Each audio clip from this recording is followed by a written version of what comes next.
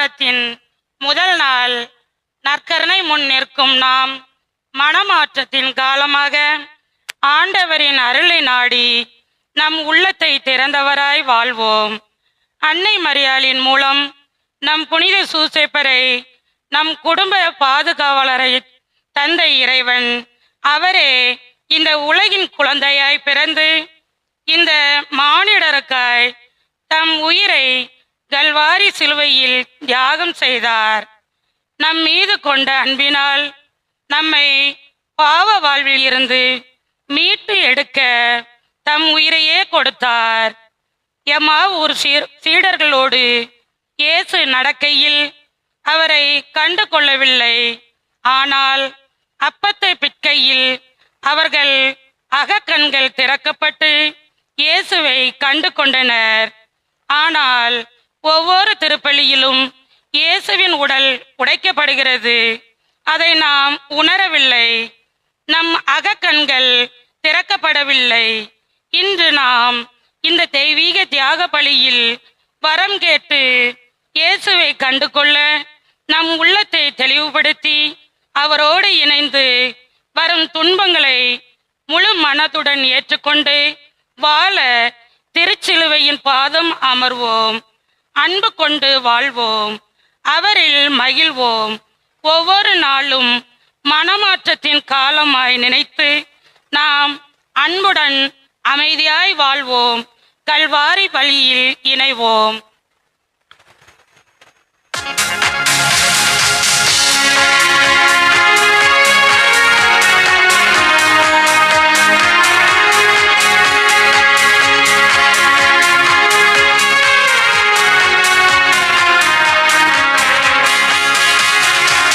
அற்புத அன்பனின் அடி தொழவே அவரின் பாதம் மணி திரள்வோம். இத்தனை உயிர்களுமே இசுவர் வணங்கிடுமே. அற்புத அன்பனின் அடி தொழவே அவரின் பாதம் மணி திரள்வோம். இத்தனை உயிர்களுமே இசுவர் வணங்கிடுமே.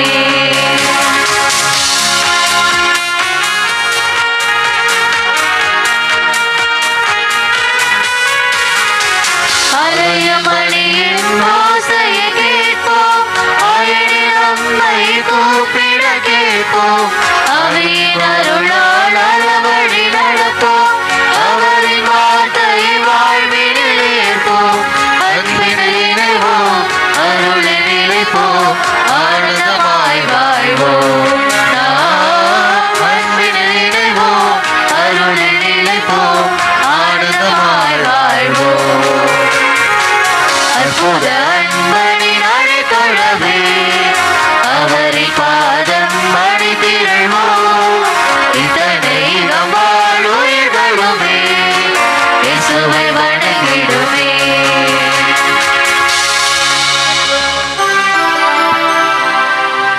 தந்தை மகன் தூயாவின் பெயராலே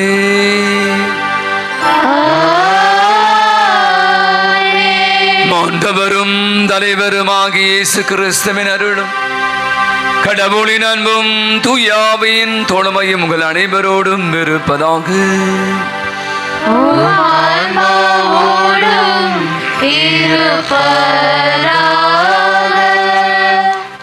திருப்பலியானது ராஜா ஜூலியட் குடும்பத்தினர் பெற்றுக்கொண்ட அனைத்து நன்மைகளுக்காக இப்படியை நன்றிப்படி வாய்ப்பு கொடுக்கிறார். இந்த குடும்பத்தின் நாளில் ஆண்டவர் நிறைவாக ஆசிர்வதிக்க நாம் அவர்களுக்காக ஜெபித்து படியப்பு கொடுப்போம். மேலும் திருப்பலியானது உலகில் வாழ்ந்து மறைத்து போன ஜெயபிரகாஷ் நாயகம்மாள் ஆகியோருடைய ஆன்ம இலைப்பாற்றுக்காக ஜெபிப்போம். அத்துணை ஆன்மாக்களுக்கும் ஆண்டவர் நேற்று இலைப்பாற்றை தரும்படியாய் மன்றாடும். இன்று தவ காலத்துடைய 5வது ஞாயிறு. ஆண்டவர் லாசரை உயிர்ப்பிக்க செய்கிற அற்புதமான நிகழ்வை நாம் இன்று வாசிக்க கேட்கிறோம். உங்கள் அநேகர் மறந்து போயிருக்கலாம். தொடர்ந்து நம்ம பார்த்தோன்னா ஆண்டவர் வாழ்வு தருகிறவராக சமாரிய பெண்ணை பார்த்து, நான் என்னிடம் வருபவனுக்கு தாகமே இராது. போன வாரம் பார்த்தீங்கன்னா பார்வையற்றவனுக்கு சொல்றார், நானே உலகின் மொழி, நானே பின்தொடர் இருளின் நடவான்னு சொல்றார். இன்னைக்கு பார்த்தீங்கன்னா உயிர்ப்பும் உயிரும் நானே, விசுவாசம் ஒருபோதும் சாகான் அப்படின்னு சொல்றார். அவை இந்த நாளில் நம்ம அருமையான இந்த தவ காலத்தில் நாம் கூட உயிர் பெற்றெழுவதற்கான வாய்ப்புகளை கடவுள் உருவாக்கி கொடுக்கிறார். ஆனால் நீங்களும் நானும் பலமுறை இந்த அடிமைத்தனம், சாவு, இறப்பு இப்படியாக நம்மை அழித்துக் கொள்கிற காரியங்களில் அதிகமாக அக்கறை செலுத்த இருப்போம். அதற்காக மனவருந்தி மன்னிப்பு வேண்டுவோம். அனைவரும் அமருவோம். இப்போது ஒரு பாவ மன்னிப்பு வழிபாட்டு.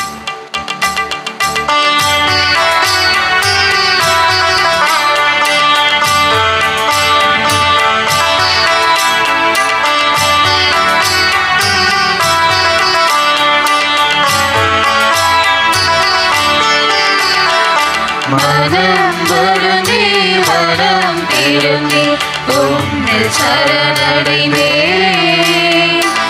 எம்மையேற்று மன்னித்தருள உம்மை வேண்டுகிறேன்.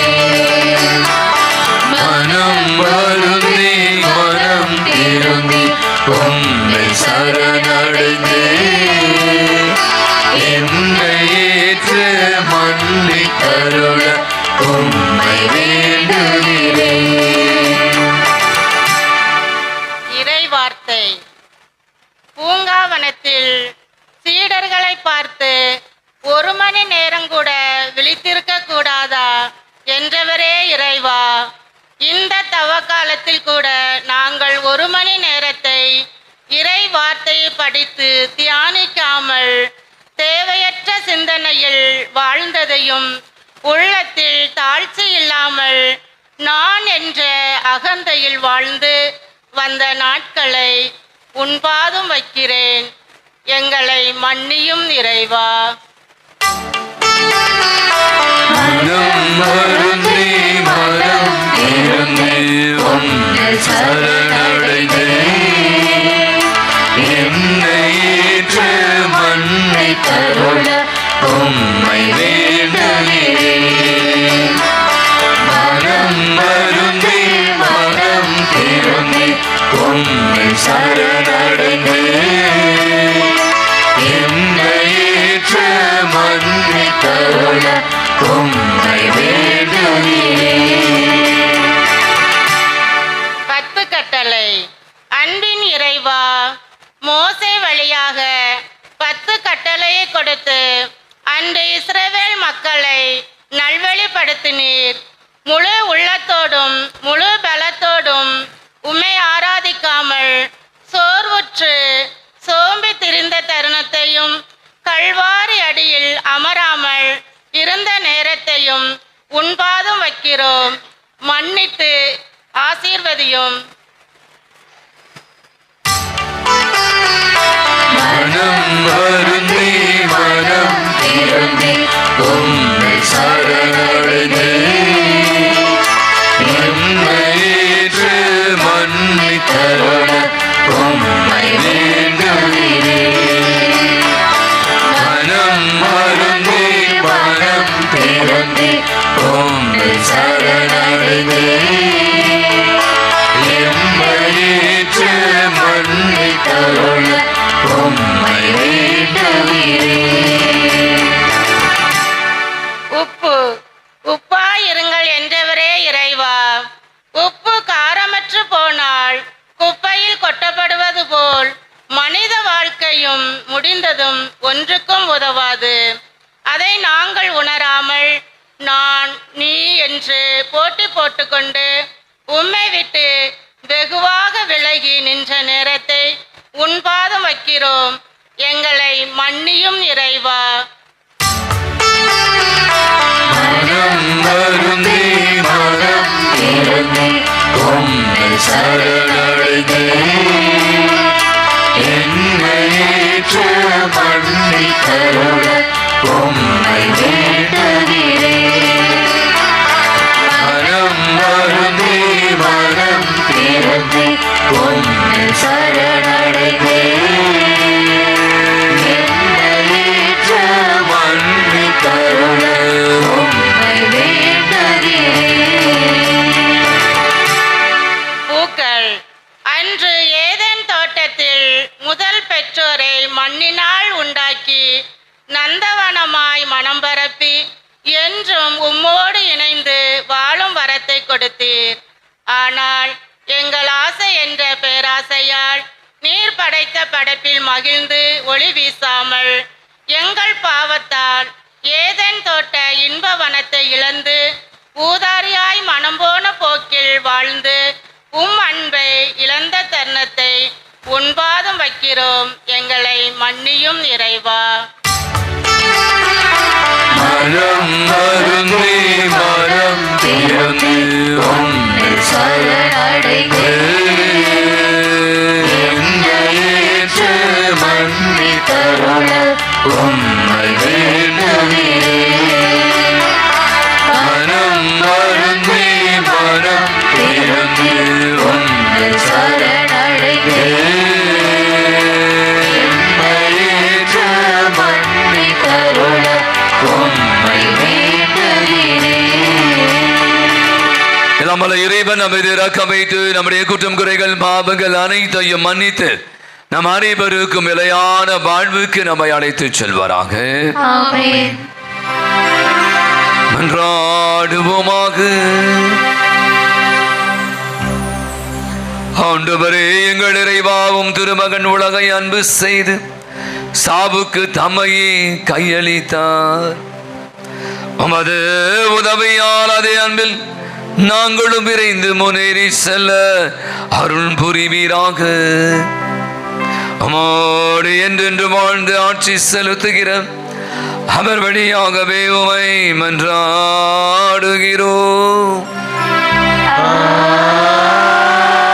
ஆண்டவர் கூறுவது, உங்கள் கல்லறைகளை திறக்கப் போகிறேன், உங்களை உங்கள் கல்லறைகளிலிருந்து மேலே கொண்டு வருவேன் என்கிறார் ஆண்டவர்.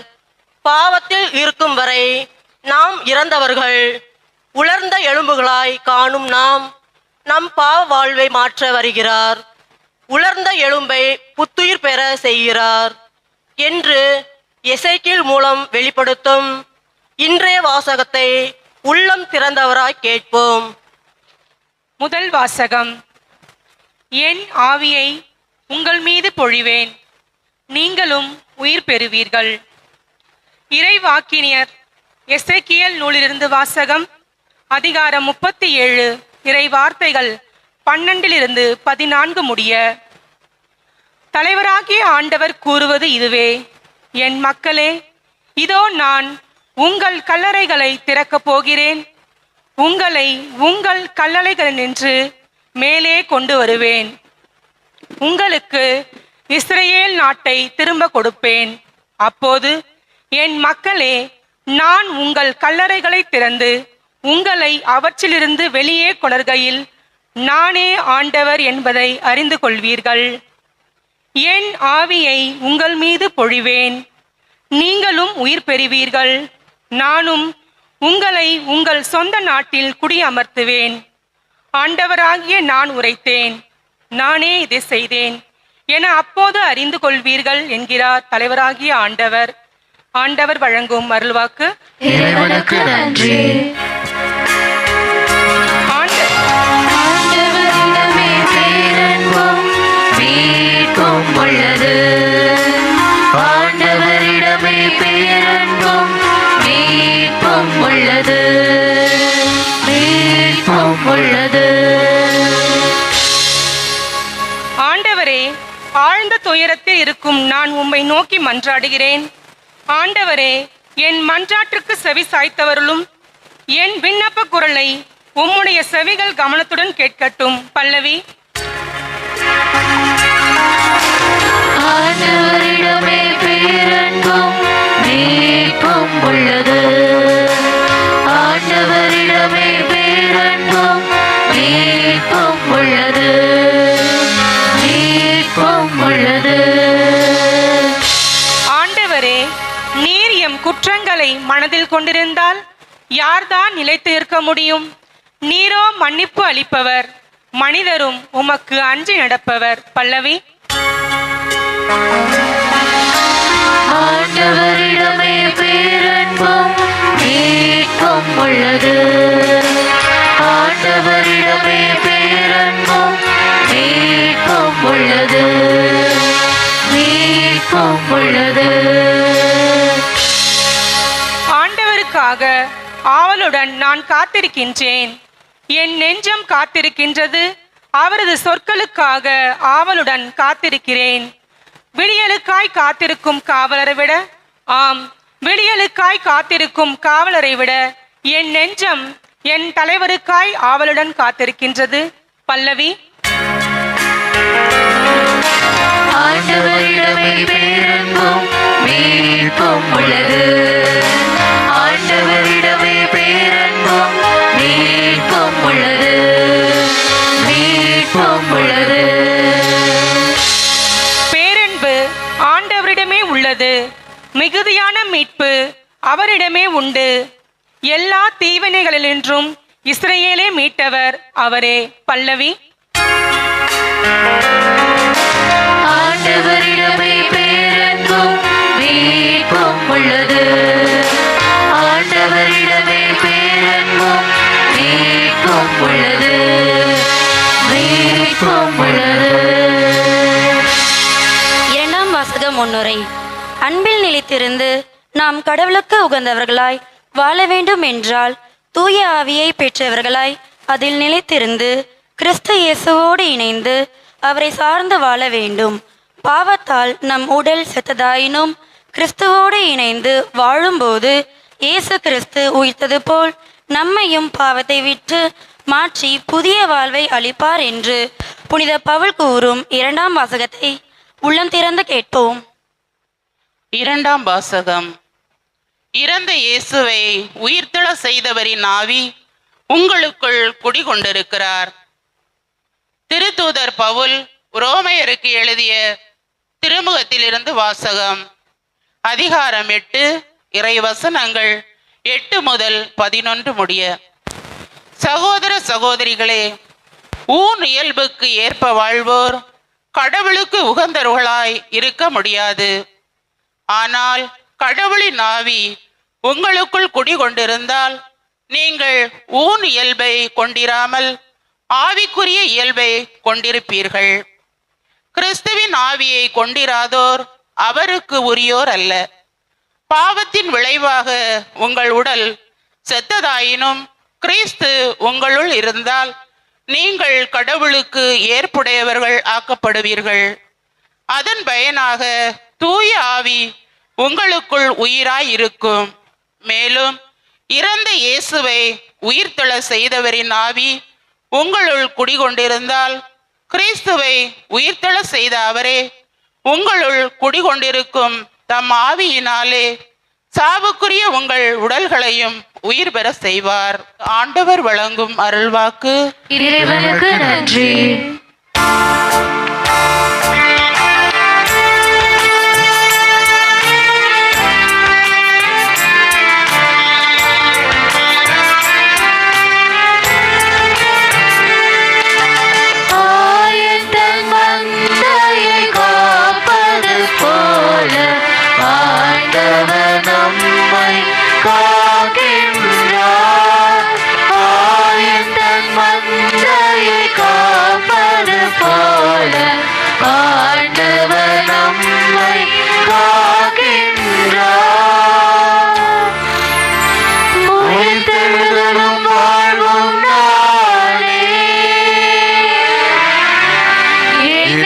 நம்பிக்கை கொள்ளும் எவரும் என்றுமே சாக மாட்டார்.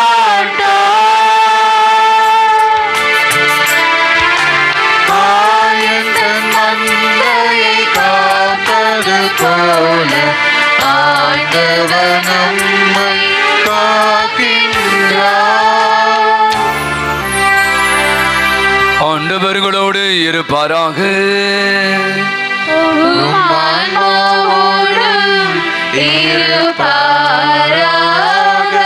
யோவான் எழுதின செய்தியிலிருந்து வாசகம்.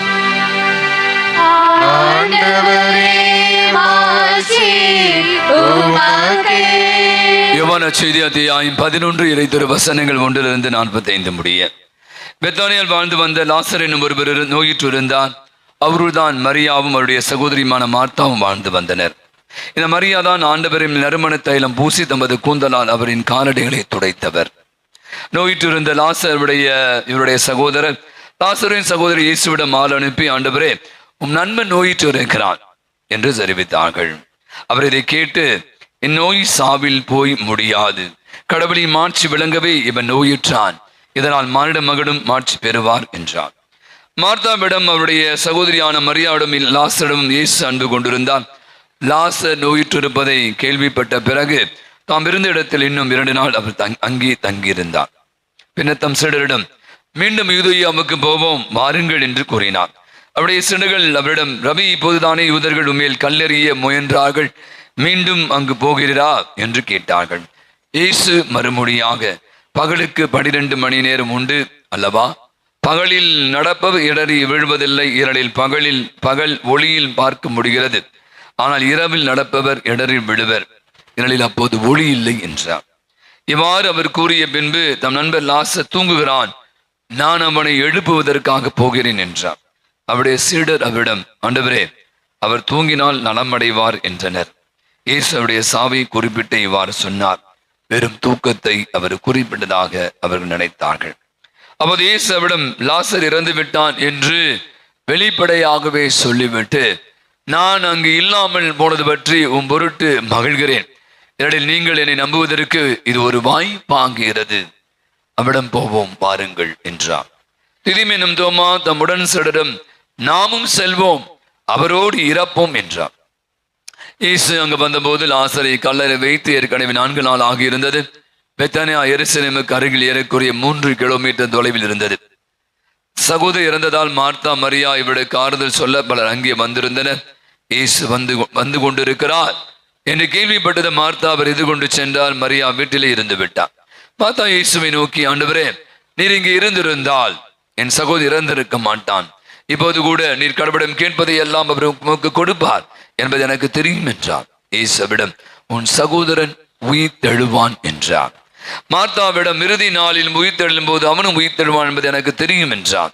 இயேசுவிடம், உயிர் தெழுதலும் வாழ்வும் நானே, என்னுடைய நம்பிக்கை கொள்பவர் இறப்பினும் வாழ்வர், உயிரோடு இருக்கிற பொழுது என்னுடைய நம்பிக்கை கொள்ளும் எவரும் என்றுமே சாக மாட்டார், இதை நம்புகிறாயா என்று கேட்டார். மார்த்தாவிடம், ஆமாண்டவரே, நீரே மெசியா, நீரே இறைமகன், நீரே உலகிற்கு வரவிருந்தவர் நம்புகிறேன் என்றார். இவ்வாறு சொன்னபின் மார்த்தா தம் சகோதரியான மரியாவை கூப்பிடச் சென்றார். அவரிடம், போதகர் வந்து விட்டார், உன்னை அழைக்கிறார் என்று காதோடு காதாய் சொன்னார். இதை கேட்டதும் மரியா விரைந்தெழுந்து இயேசுடன் சென்றார். இயேசு அதுவரையிலும் ஊருக்குள் வரவில்லை. மார்த்தா தம்மை சந்தித்த இடத்திலே இன்னும் இருந்தார். வீட்டில் மரியாவுக்கு ஆறுதல் சொல்லி கொண்டது யூதர்கள் அவர் விரைந்தெழுந்து வெளியே செல்வதை கண்டு அவர் அழுவதற்காக கல்லறைக்கு போகிறார் என்று எண்ணி அவர் பின்னே சென்றார்கள். இயேசு இருந்த இடத்திற்கு மரியா வந்து அவரை கண்டதும் அவர் காலில் விழுந்து, ஆண்டவரே, நீர் இங்கு இருந்திருந்தால் என் சகோதரி இறந்திருக்க மாட்டான் என்றார். மரியா அழுவதையும் அவரோடு வந்த யூதர்கள் அழுவதையும் கண்டபோது இயேசு உள்ளம் குமரி கிளங்கி அவரை எங்கே வைத்தீர்கள் என்று கேட்டார். அவர்கள் அவரிடம், ஆண்டவரே, வந்து வாரும் என்றார்கள். அப்போது இயேசு கண்ணீர் விட்டு அழுதார். அதை கண்ட யூதர்கள், பாருங்கள், லாசர் மேல் இவருக்கு எத்துணை அன்பு என்று பேசிக் கொண்டார்கள். ஆனால் அவருடைய சிலர், பார்வையற்றவருக்கு பார்வையளித்த இவர் இதுவரை சாகாமல் இருக்க செய்ய இயலவில்லை என்று கேட்டனர். இயேசு மீண்டும் உள்ளம் குமுறியவராய் கல்லறைக்கு அருகில் சென்றார். அது ஒரு குகை, அதை ஒரு கல் மூடி இருந்தது. கல்லை அகற்றி விடுங்கள் என்றார் இயேசு. இறந்து போனவரின் சகோதரியான மார்த்தாவிடம், ஆண்டவரே, 4 நாள் ஆயிற்றே, நாற்றம் அடிக்குமே என்றார். இயேசுவிடம், நீ நம்பினால் கடவுளின் மாட்சியை காண்பாய் என நான் உன்னிடம் கூறவில்லையா என்று கேட்டார். அப்போது அவர்கள் கல்லை அகற்றினார்கள். இயேசு அண்ணாந்து பார்த்து, தந்தையே, நீர் என் வேண்டுதலுக்கு செவி சாய்த்ததற்காக உமக்கு நன்றி கூறுகிறேன். நீர் எப்போதும் என் வேண்டுதலுக்கு செவி சாய்க்கிறீர் என்பது எனக்கு தெரியும். என்னிடம் நீரே என்னை அனுப்பீரீர் என்று சூழ்ந்து நிற்கும் இக்கூட்டம் நம்பும் பொருட்டு இப்படி சொன்னேன் என்று கூறினார். இவ்வாறு சொன்ன பின் இயேசு உரத்த குரலில், லாசரே, வெளியே வா என்று கூப்பிட்டார். இறந்தவர் உயிரோடு வெளியே வந்தார். அவருடைய கால்களும் கைகளும் துணியால் சுற்றப்பட்டிருந்தன. முகத்தில் துணி சுற்றப்பட்டிருந்தது. கட்டுகளை அவிழ்த்து அவனை போக விடுங்கள் என்று இயேசு அவரிடம் கூறினார். மரியாவிடம் வந்திருந்த யூதர் பலர் இயேசு செய்ததை கண்டு அவரை நம்பினர். ஆண்டவரின் அருள்வாக்கு. கிறிஸ்துவே உமக்கு புகழ். கிறிஸ்தவர்களாகிய நாம் அனைவருமே இறந்த பிற்பாடு இன்னொரு வாழ்வு உண்டு என்று நம்புகிறோம். நம்ம அநேகருக்கு இந்த நரகம், மின்னகம், அப்புறம் உத்தரிக்க நிலை, 3 நிலையை பற்றிலாம் நம்ம நவம்பர் மாதத்தில் சிந்திச்சிருக்கிறோம். நம்ம அநேகருக்கு இப்போ நீங்க குழந்தைகளாம் சொல்லி, நீ தப்பு செஞ்ச வச்சுங்க நரகத்தான் போவ, நல்லது செய்தால் நம்ம விண்ணகத்துக்கு செல்வோம் என்பதெல்லாம் நம்ம அனைவருக்குமே தெரிந்த ஒரு நம்பிக்கை. அவை பார்த்தீங்கன்னா இறந்து போகிறார்.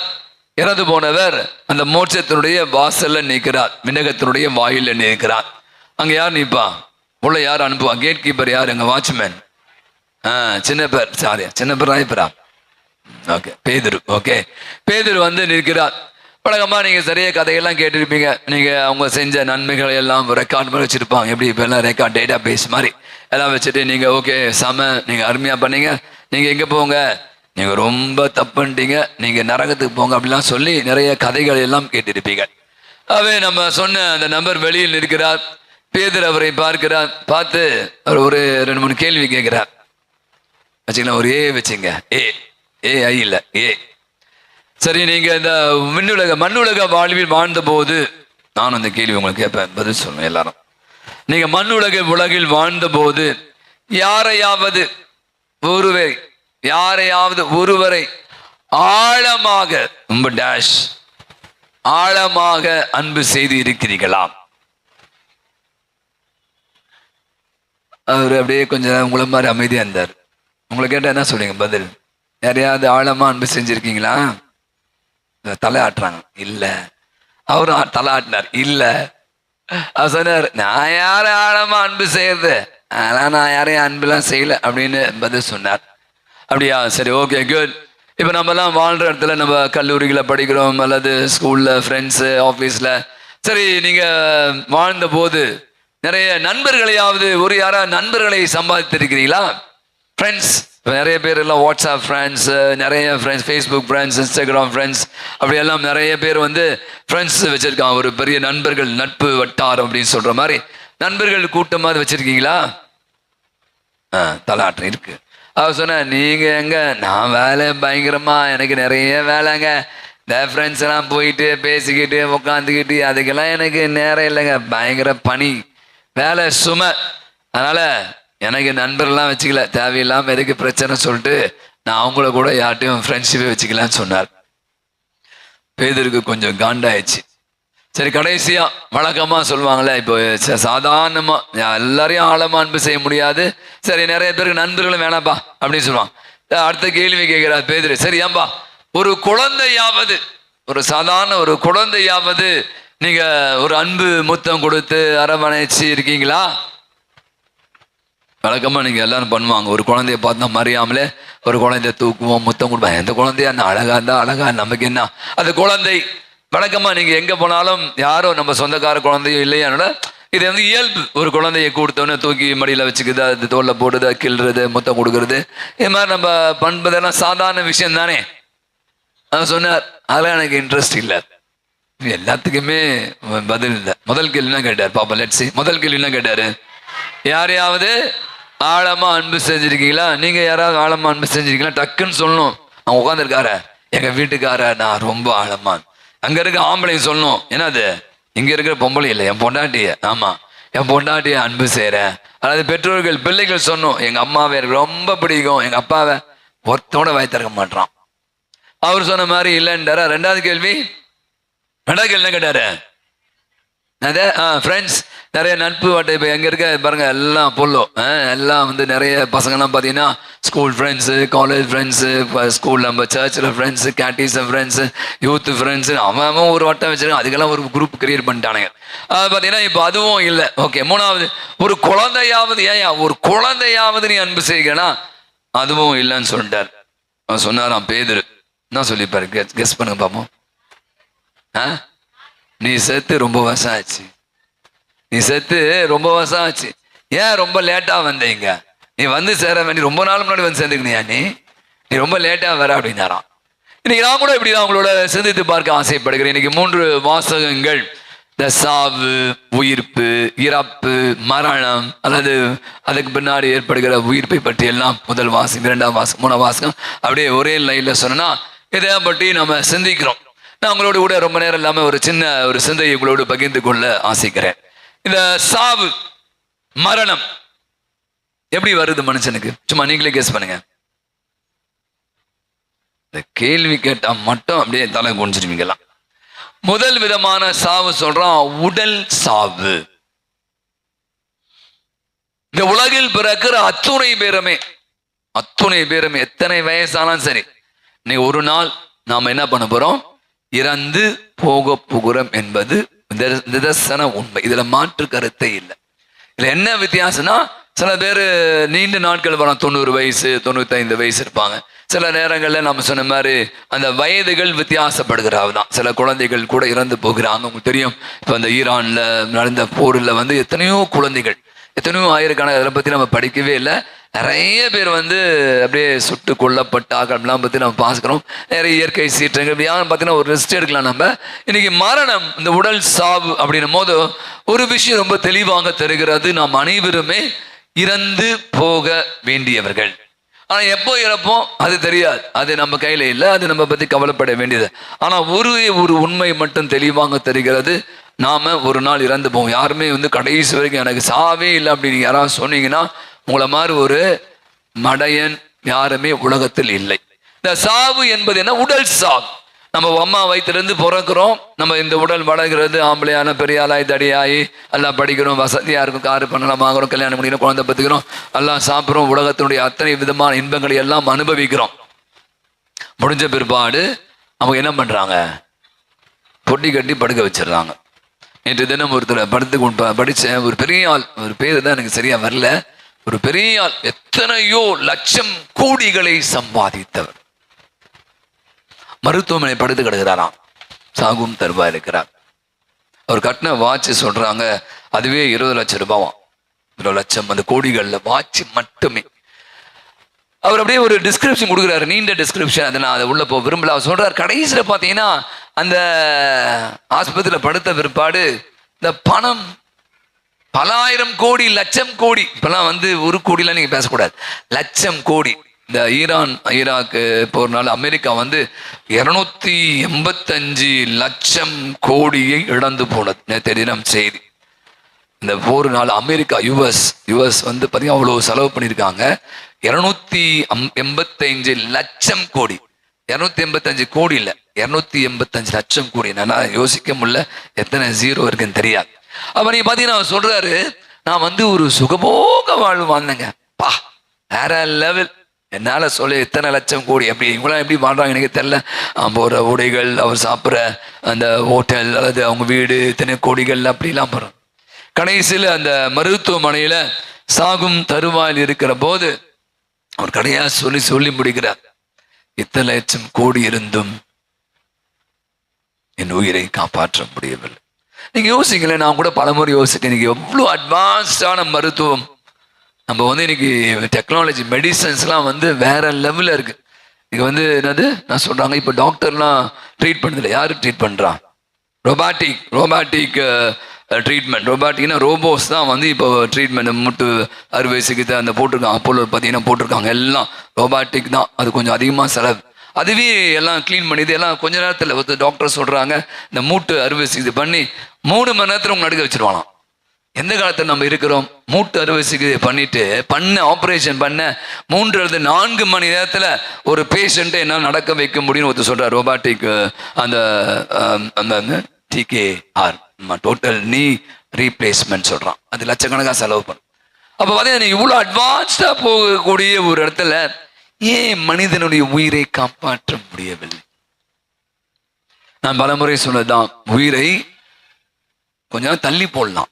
டாக்டர் சுகர் இருக்கு, பிபி இருக்கு, வரப்போறாங்க அப்போலோ ஹாஸ்பிட்டல் இருந்து. இப்போ நமக்கு நான் சொல்லியிருந்தேன், சில பேர் சொல்லுவான் எனக்கு ஒண்ணுமே இல்லை, நான் நல்லா தான் இருக்கேன். டாக்டர் போய் ஐயோ என்னையா 150 பிபி வச்சிருக்கேன், சுகர் பாரு அவ்வளோ வச்சிருக்கேன் 350, எனக்கு அதெல்லாம் ஒன்றும் இல்லை சார். டாக்டர் நான் என்ன ஸ்மார்ட்டாக இருக்கேன், நான் யார் தெரியல, பொட்டுன்னு போய் சார் அப்புறம் கொலஸ்ட்ரால் 250 இருப்போம். பல நேரங்கள் நம்ம நினைச்சுக்கிறோம் நம்ம நல்லா இருக்கோம் சொல்லிட்டு. ஆனால் இந்த பாருங்களேன், இதான் சொல்கிறேன், இந்த மருந்துகள் உடல் சாவு முதல் பகுதி. எவ்வளோதான் நான் வந்து எக்ஸசைஸ் பண்ணாலும், எவ்வளோதான் நான் டயட்டில் இருந்தாலும் கொஞ்சம் ஒரு தள்ளி போடலாம். மேபி நான் சொன்ன 70 வயசு ஆகக்கூடிய ஒரு மனிதர் வந்து ஒரு 85 90, ஆனால் ஒரு நாள் கண்டிப்பாக நம்ம இறந்து போக வேண்டும். இன்னைக்கு ரொம்ப அழகான ஒரு நற்செய்தி வாசகம். லாசர் இறந்து போகிறார். நான் சொல்ற ஆண்டவர் தூங்குகிறான் அப்படின்னு சொல்றார். ஆனா அவன் இறந்து போயிட்டான். இயேசு போவே இல்லை. தெரிஞ்சிச்சு, ரொம்ப அந்த அன்பாதான் இருக்கார். ஆனா நீங்க பார்த்தா லாசர் போகவே, அது ரொம்ப ஆழமான ஒரு கருத்து. நம்ம என்ன பண்ற, அவன் இறந்து போகிறார். இறந்து போனவர் வந்து உடல் சாவு. லாசர் இறந்து போய் அடக்கம் செய்யப்பட்டு இருப்பது வந்து உடல் சாவு. அவை உடல் சாவு என்பது இந்த உலகத்துல நாம இறந்து போக வேண்டியவர்கள். ஆனா திருப்பி பாருங்க, இரண்டாவது அவரை வந்து ஆண்டவர் இயேசு உயிர்ப்பிக்கிறார். அதுக்கு அர்த்தம் என்னன்னா, மீண்டும் அவர் சாக மாட்டார் என்பதெல்லாம் அர்த்தம் இல்லை. இன்னொரு வாழ்வுனா அது வந்து விண்ணக வாழ்வு. அவர் உயிர்த்தெழுந்தார். உங்களுக்கு தெரியும், திருப்பி லாசர் இறந்து போனார். உங்களுக்கு தெரியுமா? படம் பாருங்க, லாசர் போட்டீங்கன்னா கூகுள்ல போய் யூடியூப்ல பாருங்க. லாசர் படம் பார்த்தீங்கன்னா இயேசு உயிர்ப்பிக்கிறார், இறந்து போகிறார், மீண்டும் கொஞ்ச நாள் கழிச்சு லாசர் இறந்து போவார். இந்த உடல் சாவு. அப்ப உடல் சாவு இல்லாத யாருன்னா உங்களுக்கு தெரியும், நீங்க டக்குனு சொல்றீங்க மரியாள். வேற யாரு? மரியா இறந்த போது உடலோடும் ஆன்மாவோடும் எடுத்துக்கொள்ளப்பட்ட வேற யாரு? எலியா, அப்புறம் ஈனோக்கு, இவங்களாம். பட் இவங்கெல்லாம் வந்து உடலை இருந்து இன்னொரு நிலைக்கு போனாங்க. ஆனாலும் அவர்கள் இந்த உலகத்தை விட்டு போனாங்க. இந்த உடல் அழிந்து போனது, இன்னொரு வாழ்வுக்குள் அவர்கள் சென்றார்கள். இதுதான் இன்னைக்கு நாம எடுத்து செல்ல வேண்டிய முதல் செய்தி. அப்போ உடல் சாவு எல்லோருக்குமே உண்டு. இறந்தவர்கள் அனைவருமே கல்லறைகளில அடக்கம் செய்யப்படுகிறார்கள். இறந்தவர்கள் மீண்டுமாக உயிர்த்தெழுகிறார்கள். கல்லறைகள் திறக்கப்படுகிற போது இயேசு வருகிற ஆண்டு சொல்றார், நான் வருகிற போது அனைத்து கல்லறை, அப்ப நம்பிக்கை அனைவரும் உயிர்த்தெழுவார்கள். அவர்களை கடவுள் என்ன பண்றாரு? விண்ணுலக வாழ்வு கிடைத்து செல்கிறார். இரண்டாவது சாவு, இது வந்து இன்னைக்கு ரொம்ப அதிகமாகவே இருப்பதை நான் பார்க்கிறேன். உங்களால கெஸ் பண்ண முடியாது. மனச்சாவு. ஒரு வாரத்துக்கு முன்னாடி பாத்தீங்கன்னா தெரியல, நீங்க வாசிக்கணும், பத்திரிலாம் வாசிங்க, சும்மா இன்ஸ்டாகிராம் ரீல்ஸே பார்த்துனுக்காதீங்க. ஒரு குடும்பம், கணவன் மனைவி அப்புறம் 2 பிள்ளைங்களா, கார்ல பெட்ரோல் ஊத்தி செத்துட்டாங்க, இறச்சிக்கிட்டாங்க. எனக்கு இதெல்லாம் பார்க்கும் போது செம கோவம் வருது. உங்களுக்கு தெரியும் காரணம் என்ன? கடன் தொல்லை. எதுக்குங்க நீங்க இவ்வளவு வாங்கிட்டு கஷ்டப்படணும்? எனக்கு என்னன்னா, அழகான பிள்ளைங்க, அந்த பிள்ளைங்களை கூட நீங்க என்ன பண்ணிட்டீங்க, நீங்க செஞ்ச தப்புக்கு அந்த பிள்ளைங்கள்லாம் யாருங்க? அழகான பிள்ளைகள்.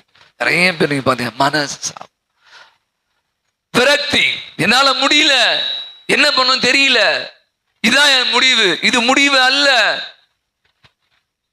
இன்னைக்கு நீங்க பாத்தீங்கன்னா, இன்னைக்கு மனம் சோர்ந்தவர்கள் எத்தனை பேர் இன்னைக்கு தற்கொலை. நான் யோசிப்பேன், நம்முடைய உயிரை எடுப்பதற்கு நமக்கு உரிமை இல்லை. உங்களுக்கு தெரியுமா? படைத்தவரை தவிர வேறு எவனுக்கும் உரிமை இல்லை. நான் சொன்னேன்ல, கடவுள் கொடுக்காரு, அவர் வருவாரு, நாளைக்கு வேணா போய் தான் ஆகணும், அது ஒன்றும் சொல்ல முடியாது. நீயா ஏன் உன் உயிரை அடித்துக் கொள்கிறாய்? அவனுக்காக இவனுக்காக. இன்னைக்கு எத்தனை பேர் நீங்க பாருங்க, தினந்தோறும் நீ பாத்தீங்கன்னா இந்த மனச்சாவு, மனதுக்குள் ஏற்படுகிற சோர்வுகள், நான் சொன்ன மன பிரச்சனைகள், நிறைய உறவு விரிசல்கள், வீட்டில் புருஷன் முன்னாடி தகராறுகள், அல்லது பொருளாதார குறைபாடு, அல்லது வேற ஏதாவது கடன் தொல்லைகள். நீங்க பாத்தீங்கன்னா இன்னைக்கு ஒரு பெரிய லிஸ்டே போட்டு போறாங்க. இதனால நம்ம எடுக்கிற முடிவுகள் என்ன அப்படின்னா, இந்த உலகில வாழ நான் தகுதியற்றவன் அப்படின்னு நீயே நானாகவே முடிவெடுத்தேன். இன்னைக்கு மனச்சோர்வுனால செத்து போனவர்கள் எண்ணிக்கை ஏராளம். நமக்கு தெரிஞ்சதெல்லாம் ஒண்ணுதான், வாழ பிடிக்கல, செத்தணும். வாழ்வதற்கு வழி இல்லை. 1000 வழி இருக்கு. அந்த ஒரு நிமிஷம் நம்ம எடுக்கிற அந்த ஒரு முடிவினால நான் சொல்றேன், என் வாழ்வை அழைத்துக் கொண்டு என் குடும்பத்தையும் கூட அழைத்துக் கொள்கிற அவல நிலைகள் இன்றைக்கு பெருகி கொண்டு இருக்கு. இரண்டாவது நான் சொன்ன இந்த மனசாவு. நிறைய பேர் இன்னைக்கு மிகப்பெரிய ஒரு தவறை நாம் செய்து கொண்டு இருக்கோம். மூன்றாவது நீங்க பாத்தீங்கன்னா, இன்னைக்கு நாம கேட்ட இந்த 2ஆம் வாசகத்தை கூட எடுத்துக்கலாம் நினைக்கிறேன்.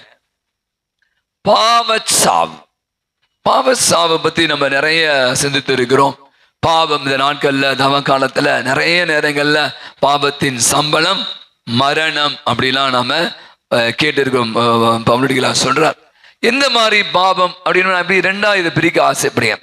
பாவம் செய்கிற போது நான் கடவுளை விட்டு விலகி செல்கிறேன். இங்க நிறைய நேரங்கள்ல தொடக்க நூல்ல கடந்த முறைகள் நான் சொன்னேன். அவங்க என்ன பண்ணாங்க? யாரு? முதல் பெற்றோர்கள் பாவம் செய்த போது வசனம் அழகாய் 2 தொடக்க 2:3 வாசி, அவர்கள் தங்களை மறைத்து கொண்டார்கள். கடவுள் முன்பாக இருந்து தங்களை மறைத்து கொண்டாங்க. ஓடி போய் என்ன சொல்லுவாங்க? ஒளிந்து கொண்டார்கள். அப்ப இன்னைக்கு நான் பாவம் செய்கிற போது கடவுளை விட்டு நான் என்ன பண்றேன்? நான் விலகி வந்துடுறேன்.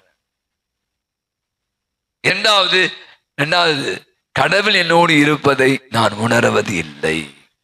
என்னுடைய ஒரு சிந்தனை, நான் பாவம் செஞ்சிட்டேன், அப்ப எப்படி என்கிட்ட கடவுள் இருப்பாரு? நான் பாவம் செய்த போது எப்படி கடவுள் இருப்பார் என்ற கேள்வி என் மனதில் எடுக்கிறது. ஆனா உண்மை நிலையை பார்த்தீங்க அப்படின்னா அப்படி இல்லவே இல்லை. கடவுள் நம்மை விட்டு பிரிவதே இல்லை. நான் தான் பிரிஞ்சிட்டேன், நான் தான் தப்பு செஞ்சிருக்கேன், நான் தான் பாவத்தில் விழுந்தேன். நான் கடவுளை விட்டு பிரிந்து வந்த போது கூட, ஒதுங்கி வந்த போது கூட கடவுள் என்னை விட்டு பிரிவதே இல்லை. நீங்க பார்த்தீங்கன்னா நீங்க முதல் மாசம் ரொம்ப இஸ்ராயேல் மக்களுடைய வாழ்வு பார்த்தீங்கன்னா தேர்ந்தெடுக்கப்பட்ட இனம். ஒரு அடிமை தனத்தில் இருந்த போது அவளை எல்லாம் அவ்வளோ அன்பு செய்து அவளை கூட்டி கொண்டு வருகிறார். அந்த பாலினத்துல அவளுக்கு மன்னாவை போடுகிறார், அவங்களுக்கு எல்லாம் கொடுக்கிறார். ஆனா நீங்க பாத்தீங்கன்னா இந்த மக்கள் கடவுளை, யாவே கடவுளை மறந்து போகிறார்கள். அதனுடைய விளைவு தான் அவங்க அடிமைத்தனம், பலவிதமான அடிமைத்தனத்துக்கு போனாங்க. அதைதான் அவங்க சொல்ற அந்த கல்லறைகள் அப்படின்னு சொல்வது அவருடைய அடிமைத்தனங்கள். பாபிலோனிய அடிமைத்தனம், நிறைய அடிமைத்தனம் இருக்கு. ஆனா கூட பாத்தீங்கன்னா இன்னைக்கு ரொம்ப நான் வாசிக்கணும், கடவுள் உங்களை அப்படியே நான் விட மாட்டேன். இந்த எசேக்கியேல் வாசிங்கன்னா அந்த உலர்ந்த எலும்புகளை பத்தி தான் வாசி 37வது இறைமையா நினைக்கிறேன். பாத்தீங்கன்னா உலர்ந்த எலும்புகள், அவங்க எலும்பு காய்ந்து போன எலும்புகள், அதுல ஒண்ணுமே இல்லை, அது அவ்வளவுதான், முடிஞ்சு போச்சு. ஆனா வசனம் அழகாயும் சொல்கிறது, நான் புதிய ரத்தத்தையும் சதையையும் நரம்பையும் கொடுத்து அந்த எலும்புகளுக்கு என் ஆவியை ஊற்றி அவற்றுக்கு நான் என்ன பண்றேன்? உயிர் பிச்சை அடிப்பேன்னு சொல்றேன். இன்னைக்கு நான் யோசிச்சு பார்த்தேன் இந்த விஷயத்த. நான் பல முறை, எத்தனையோ முறை முயற்சி பண்றேன், ஆனா நான் விழுந்து போகிறேன் பாவ சேற்றில. ஆனா கடவுள் நான் செத்து போகிறேன். எப்பெல்லாம் பாவம் செய்கிறனோ அப்போதெல்லாம் நாம் நம்மை அடித்துக் கொள்கிறோம், நம்முடைய ஆன்மா இறந்து போக. ஆனா அப்படிப்பட்ட சூழல்ல கூட பாத்தீங்கன்னா கடவுள் நம்மை தேடி தேடி தேடி நம்மை அன்பு செய்கிறவராக இருக்கிறார் என்பதுதான் நமக்கு இந்த முதல் மாசம் மிக தெளிவாக. அப்ப நான் சொன்னேன் இந்த 3 சாவு, உடல் சாவு, மனசாவு, பாவ சாவு. நான் கடந்த ஒரு வாரம் முன்னாடி சும்மா அப்படியே ஒரு வீடியோ பார்த்து கொண்டு இருந்தேன். பார்த்தீங்கன்னா போப்பாண்டவர்கள், உங்களுக்கு தெரியும், திருத்தந்தையருடைய கல்லறையை பத்தி சொல்றாங்க. ரோமாபுரியில இருக்கு. நிறைய பொழுது எத்தனை 264 திருத்தந்தையர்கள் இருக்காங்களே, அவை எல்லாம் இறந்து போன பிற்பாடு எல்லாரையும் அடக்கம் செய்ய அவங்க பெரிய கல்லறை வச்சிருக்காங்க. அது உள்ள அந்த வீடியோ செம்மையா இருக்கு. பாத்தீங்கன்னா ஒரு குறிப்பிட்ட காலத்துக்கு பிற்பாடு அந்த கல்லறையை தூண்டுறாங்க, கல்லறைகளை திறப்பேச்சு. பல நேரங்கள்ல பாத்தீங்கன்னா அந்த உடல்கள் அழியாமல் இருக்கிறது. நான் கூட சொல்ல யார்ட்டையும், இப்ப நம்ம பண்ணக்கூட ஆக்சுவலா ரூல்ஸ் இல்லை, நம்ம கவர்மெண்ட் பெர்மிஷன் வேணும். இங்க நம்ம கலரை கூட போயிட்டு திறந்து பார்த்தா எத்தனை உடல்கள் அழியாம இருக்கும் தெரியல, இருக்கலாம், ஆனா நம்ம திறக்க கூடாது, அதுக்கான ரூல்ஸ் இல்லை. போய் தந்துடாதீங்க யாராவது. அப்ப நான் நினைத்தேன் இந்த கல்லறைகள் திறக்கப்படுகிறது, அங்க திறக்கிறாங்க. ஒரு குறிப்பிட்ட காலத்துக்கு பிற்பாடு நிறைய நம்முடைய கத்தோலிக்க திருவை பார்த்தீங்கன்னா எத்தனை புனிதருடைய உடல் உறுப்புகள் அழியாமல் இருக்கிறது. பிரான்சிஸ் சவேரா அவங்களுக்கு தெரியும், அந்த டான் போஸ்கோடைய கை தெரியும், அந்தோனியாவுடைய நாக்கு தெரியும், ஒரு பெரிய லிஸ்டே இருக்கு என்கிட்ட. நீங்க திருவையை பார்த்தீங்கன்னா நிறைய புனிதருடைய உடல் உறுப்புகள் இன்னும் அழியாமல். அப்பதான் யோசிச்சு பார்த்தேன், இன்னைக்கு 2ஆம் வாசகம், தூய ஆவியால அவர்கள் நிரம்பி இருந்தார். எங்க தூய ஆவி இருக்கிறதோ அங்க பாவம் இருப்பதற்கான வாய்ப்பு இல்லை. பரிசுத்தம் இல்லாமல் என்னை தரிசிக்க முடியாது. அப்ப நான் எப்படி இந்த உடல்கள் எல்லாம், நான் சொன்ன அழிவை பத்தி பேசி கொண்டிருக்கேன், சாவு. ஆனா இப்படிப்பட்ட உடல்கள் அழியவே இல்லையே. ஏன் அழியல? ஏன்னா அவர்கள் தூய வாழ்வு வாழ்ந்தாங்க. அப்ப இன்னைக்கு நான் சொன்ன மாதிரி உடல் சாவு, மன சாவு அல்லது பாவ சாவு, நான் நீங்களும் ஒரு போராட்டம்.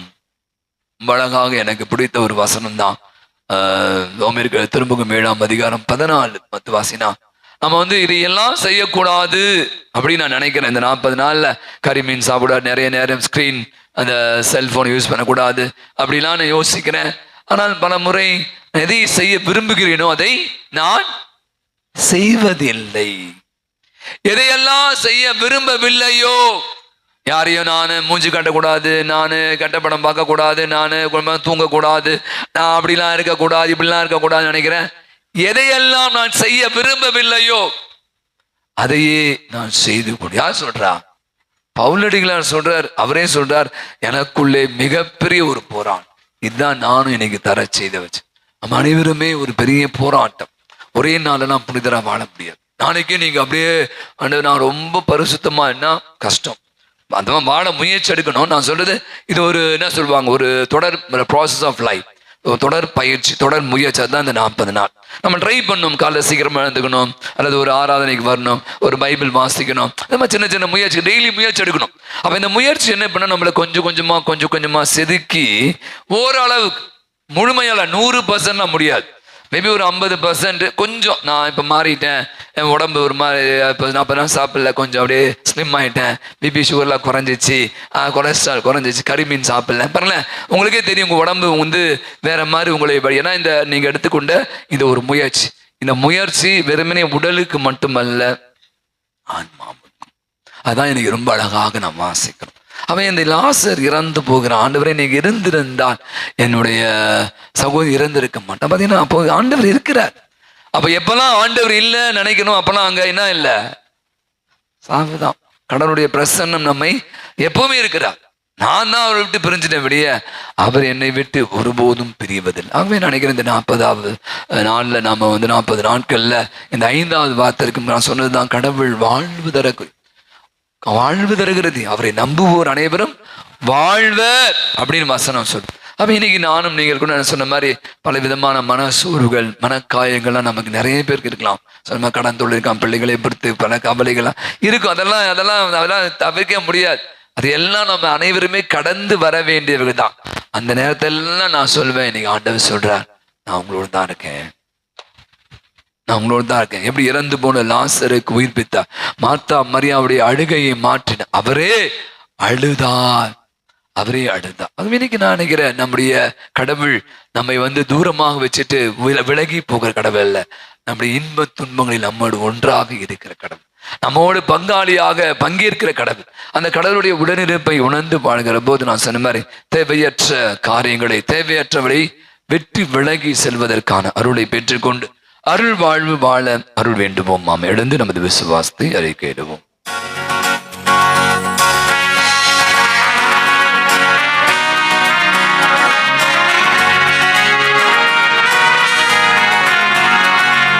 விண்ணையும் மண்ணையும் படைத்தவரா கடவுள் ஒருவர் இருக்கின்றார், தந்தை மகன் தூய ஆவியாராய் ஒன்றாய் வாழ்வோரை நம்புகிறேன்.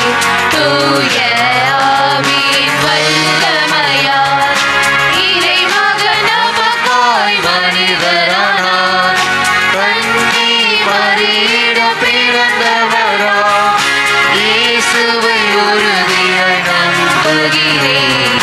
தாக்குவின் ஆட்சியில் பாடுபட்டார், சிலுவையில் இருந்து அடக்கப்பட்டார், 3ஆம் நாளில் உயிர்த்தெழுந்தார், இறப்பின் மீது வெற்றி கொண்டார். விண்ணகம் ஆளும் தந்தையிடம் அரியணை கொண்டு இருக்கின்றார். உலகம் முடியும் காலத்திலே நடுவராய் திரும்பவும் வந்திடுவார்.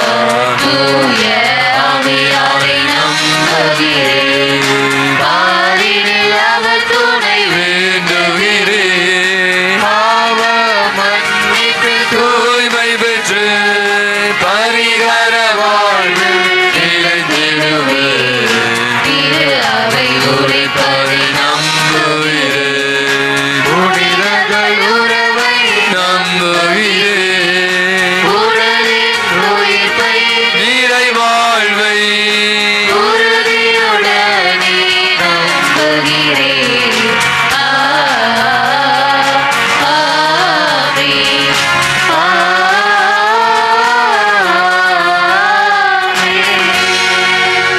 நம்மோடு இருக்கும்போது என்னுடைய நம்பிக்கைக்குள் எவரும் என்றுமே சாக மாட்டார்கள்.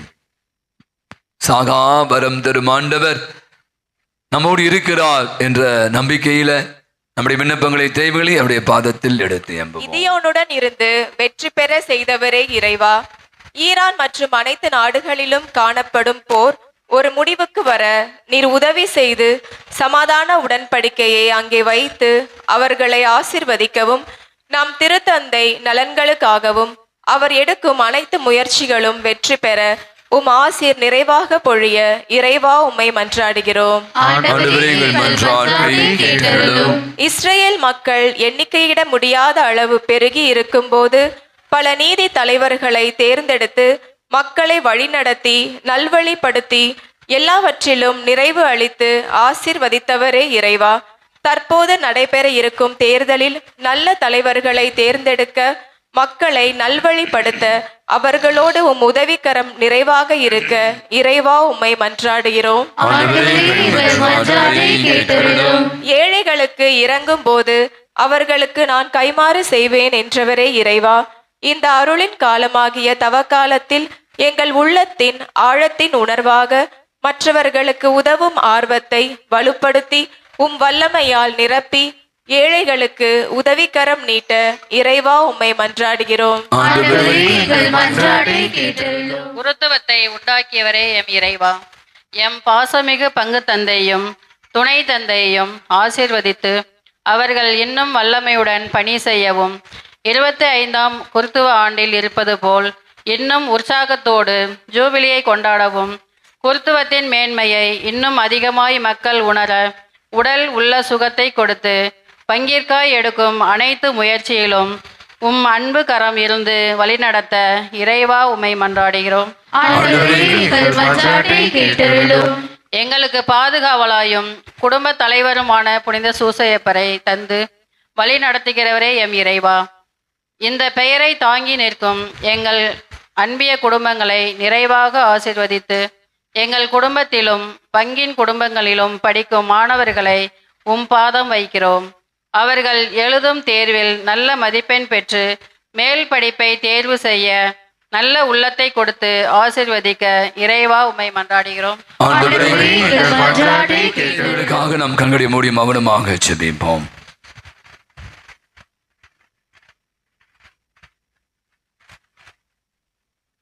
அன்பின் ஆண்டவரே, அருமையான நல்ல நாளுக்காய் மக்களோடு செலுத்துகிறோம். அற்புதமான ஒரு புனித காலத்தை கொடுத்து இந்த நாட்களிலே எங்களை உமது இறை வார்த்தையினுடைய வல்லமையினால் வலிமையினால் வழிநடத்தி கொண்டு இருப்பவரே, எங்களுக்கு உயிரும் மூற்றுமாக இருப்பவரே, உம்மிடமிருந்து பெற்றுக்கொள்கிற அந்த அருளை ஆற்றலை நாங்களுடைய அன்றாட வாழ்வில வாழ்வதற்கான சக்தியையும் எங்கள் வாழ்க்கையை சரியான முறையிலே நெறிப்படுத்தி வாழ்வதற்கான அருளையும் தருவீராக எங்கள் ஆண்டவராகிய கிறிஸ்துவடியாய் மன்றாடுகிறோம். காணிக்கை பாடல்.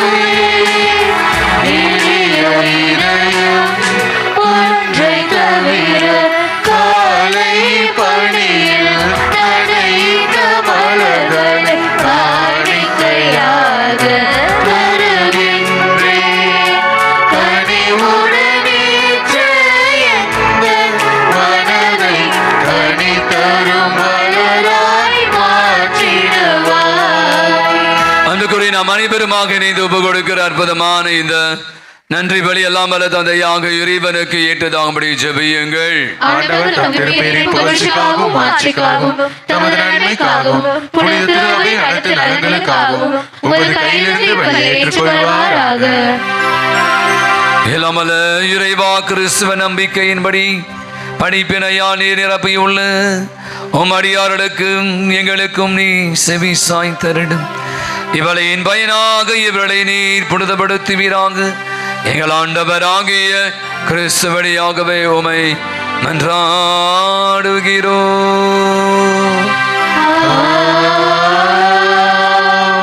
ஆண்டவர் உங்களோடும் இருப்பாராக.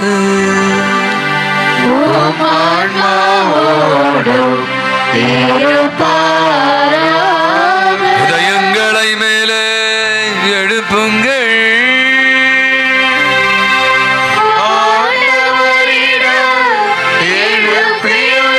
நாம் இறைவனாகி ஆண்டவருக்கு நன்றி கூறுவோம்.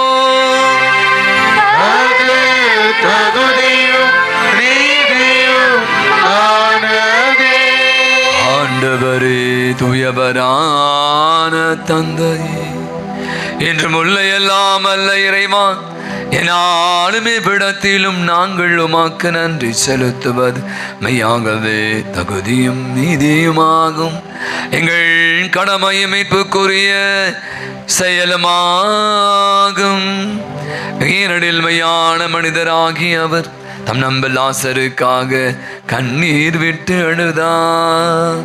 என்றும் உள்ள கடவுளை ஆகியவர் லாசரை கல்லறையில் நின்று உயிர் பெற்றெழ செய்தார். அவரே மனித இனத்தின் மீது இரக்கம் கொண்டு தூய மறை நிகழ்வுகளால் எங்களை புதிய வாழ்வுக்கு இட்டு சென்றார். அவர் வழியாகவே மாண்புக்குரிய உம்மை வான தூதரின் அணிகள் வழிபடுகின்றன. ஒன்றரும் முன் எக்காலத்துக்கும் மக்களிக்கின்றன. அவளோடு எங்கள் குரலையும் சேர்த்து கொள்ளுமாறு நாங்கள் உம்மை தாழ்மையுடன் இறஞ்சி புகழ்ந்து ஆர்ப்பரித்து பாடுவதாவது.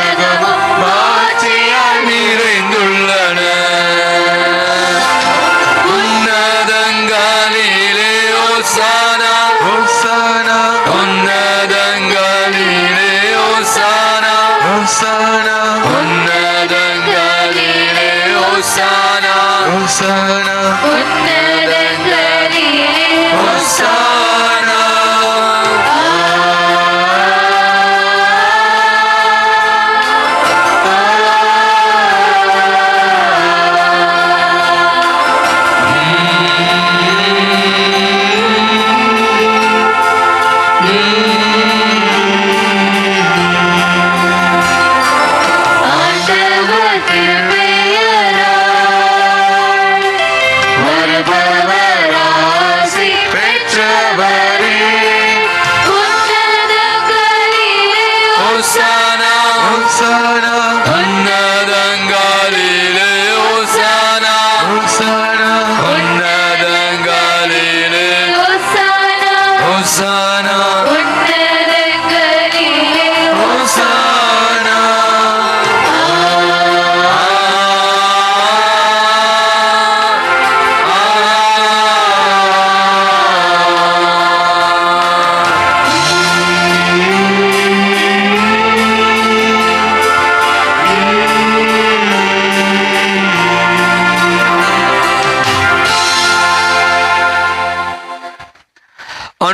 மெய்யாகவே தூயவர், தூய்மை அனைத்திற்கும் ஊற்று ஆகிய ஆவியை பொழுது காணிக்கைகள் அனைத்தையும் தூய்மைப்படுத்த தாழ்மையாய் வேண்டுகிறோம். இவ்வாறுகள் ஆண்டவர் இயேசு கிறிஸ்துவின் உடலும் இரத்தமுமாக இவங்களுக்கு மாறுவனவாக. அவர் பாடுபட உளம் கணிந்து தம்மை கையடித்த போது அப்பத்தை எடுத்து மக்கள் நன்றி செலுத்தி வாழ்த்துரை அதை விட்டு தம்முடைய சீடர்கள் அனைவருக்கும் அளித்தவர் கூறியதாம், அனைவரும் இதிலிருந்து பெற்று உண்ணுங்கள், இதனுடைய உங்களுக்காக கையடிக்கப்படும் என் உடல்.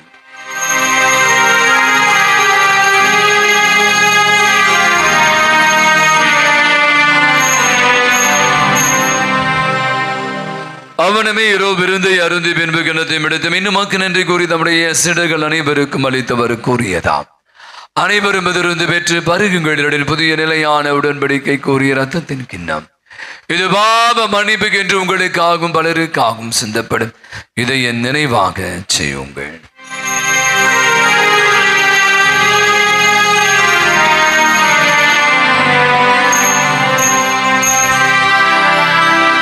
நம்பிக்கையின் மறைபொருள்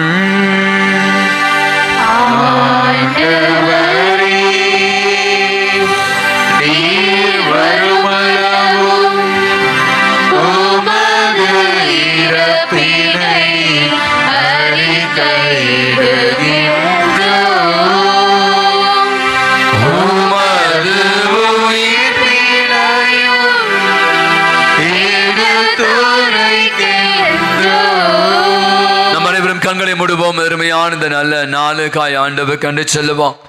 சொன்னது போல இந்த தவ காலம் வருடம் வருகிற ஒரு நிகழ்வாக இருந்தாலும் கூட ஒவ்வொரு ஆண்டு ஒரு வித்தியாசமான தவ காலத்தை நாம் அனைவரும் மேற்கொள்கிறோம். கடந்த ஆண்டு நாம் மேற்கொள்ளாத பல தவ முயற்சிகளை இந்த ஆண்டு கூட துவங்கி இருக்கலாம். சில அதில் ரொம்ப கண்டிப்போடு கூட தவறி விடாமல் அதிலேயே இப்போ சொல்ல மாதிரி ஒரு கரிமீன் சாப்பிடல அல்லது தினந்தோறும் திருப்பதி, இப்படியாக பல முயற்சிகளை நம்ம இன்னும் அதே மாதிரி வாழ்வதற்கான முயற்சி எடுத்து கொண்டிருக்கலாம். சில பல நேரங்கள் நம்முடைய அன்றாட வாழ்வில் நாம் தவறி இருப்பதற்கான வாய்ப்பு கொடுக்கு. சரி, ஓகே, அங்கே போனோம், கறி சாப்பிட்டோம், நேற்று ரம்ஜானு பாய் வீட்டில் ஒரு மட்டன் பிரியாணி கொடுத்தாங்க, சரி விடுங்க, சாப்பிட்டா என்ன குறைஞ்சா போகிறீங்க, அப்படியெல்லாம் கூட நாமே சப்பக்கட்டு கட்டி கொண்டு நம்ம என்ன சொல்லுவாங்க அந்த தவ முயற்சியை மீறி இருக்கலாம். ஆனால் நீங்கள் பார்த்தீங்கன்னா இது ஒரு திருப்பி சொன்ன இது தொடர் முயற்சி தான். அவை இந்த தொடர் முயற்சியில் நிறைய நன்மைகள், நிறைய ஆசீர்வாதங்கள், தினந்தோறும் இந்த திருப்பலி, இறை வார்த்தைகள், நிறைய அற்புதமான காரியங்களை எல்லாம் நாம் இந்த நாட்களில் அனுபவித்து கொண்டு இருக்கிறோம். நான் சொன்னேன் இதெல்லாம் செய்யக்கூடாது, இப்படிலாம் இருக்கக்கூடாது, முயற்சி எடுக்கிறேன். சில பல நேரங்களில் நான் என்னால் இருக்க முடியல, நான் விழுந்துட்டேன், பரவாயில்ல, தப்பு இல்லை, திருப்பி எழுந்துக்கணும். எப்போது படித்த ஒரு கதை எனக்கு ஞாபகம் வருகிறது. அந்த ஊரில் அண்ணன் தம்பி 2 பேர் இருக்காங்க. 2 பேருமே ஆடு திருடர்கள். அந்த கிராமத்தில் பார்த்தீங்கன்னா நிறைய ஆடுகள் வைத்திருப்பாங்க. உங்கள் வேலையை போய் ஆடு திருடுது, நைட்டில் போயிட்டு ஆடு திருடு, நிறைய கதையெல்லாம் பார்த்துருப்பீங்க, ஜோக்கெலாம் கூட. அவை திருடி வராங்க. திருடி இவங்க பெரிய ஒரு என்ன பண்ணுறாங்க, ஒரு ஆட்டு மந்தையை வச்சுறாங்க. அந்த ஊரில் இருக்கவங்களுக்கெல்லாம் ஒரே சந்தேகம், யாரா திருடா? சிசிடிவி கேமராலாம் இப்போ இல்லை, அவங்க யார் கண்டுபிடிக்க முடியவே இல்லை. இவங்க திருடுறதையும் விடுறதா இல்லை. அப்போ அதே மாதிரி திருடுவதற்காக அந்த ஊரில் ஒரு பெரிய ஆட்டு பண்ணைக்கு போகிறாங்க. நைட்டு இவங்க கையும் களவுமாக பிடித்து விடுகிறார்கள். அந்த வீட்டுக்காரங்க 2 பேரையும் நைய புடைக்கிறார்கள். கண்டுபிடிச்சிட்டாங்க, இந்த ஊரில் இவ்வளோ நாள் ஆடு திறந்து இவங்க 2 பேர் தான் அப்படின்னு சொல்லி. அவை என்ன பண்ணுறாங்க அப்படின்னா, அந்த காலத்தில் கதை சொல்லுகிறது, அவங்க தலையில் நெற்றியில் எஸ்டி அப்படின்னு, எப்படி இப்போ நீங்களாம் டாட்டூஸ் போகிற மாதிரி, அந்த காலத்தில் பச்சை குத்துற மாதிரி அப்படியே எல்லாம் அழியாத வாரி என்ன பண்ணுறாங்க, எஸ்டி அப்படின்னு போடுறாங்க. ஷீப் தீஃப், ஆடு திருடர்கள். இதை பார்த்து 2 பேருமே அமுச்சு விட்டுறாங்க. அவன் அண்ணனுக்கு ரொம்ப அசிங்கமாயுது. ஐயோ, இப்படி வாடையே முடியல, இந்த அத்தை எங்கே பார்த்தாண்டே ஆடு திருடம் போகிறான் பாரு, ஆடு திருடம் போகிறான் பாரு. எல்லாரும் அவங்கள அப்படியே கழுவி ஊற்றுறாங்க, அவமானப்படுத்துகிறாங்க. அவன் அந்த ஊரை விட்டு ஓடி போயிடுறான். அவன் தம்பி மட்டும் போவே இல்லை, அந்த ஊர்லேயே இருக்கான். சின்ன பசங்க கூட உங்களுக்கு தெரியும், கேலி, இவன் ஆடு திருடா, டே எஸ்டி ஆடு திருடா, அப்படி எல்லாரும் அசிங்கமாக கேலி பண்ணுறாங்க. பல நாட்கள், ஏன் பல ஆண்டுகளை கூட அவன் அதையெல்லாம் பொறுத்து கொள்கிறான். ஆனால் அவன் வாழ்வில் மிகப்பெரிய ஒரு மாற்றம் வேறுபடுகிறது. அவன் அந்த திருட்டை விட்டுட்டான். அதுக்கப்புறம் அந்த ஊரில் இருந்து உங்களுக்கு உதவி செய்ய போகிறான். யாருக்காவது உடம்பு சரியில்லைனா போய் ஹெல்ப் பண்ணுறான். யாராவது மருத்துவமனைக்கு கூட்டின்னு போகிறான். இறந்தவங்களை அடக்கம் செய்கிறான். இப்படியாக நல்ல பல காரியங்கள் செய்கிறான். ஆடு திருடன், ஷீப் தீஃப் அப்படின்னு சொன்ன அந்த பேர்லாம் விழுந்த அவமானங்கள்லாம் மாறி போகுது.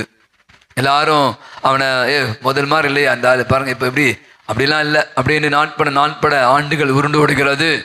அப்போ அந்த ஊருக்கு புதுசாக வர கேட்குறாங்க பள்ளிங்கெல்லாம் அப்பாங்கட்ட, என்ன அது எஸ்டினா என்னப்பா? எஸ்டி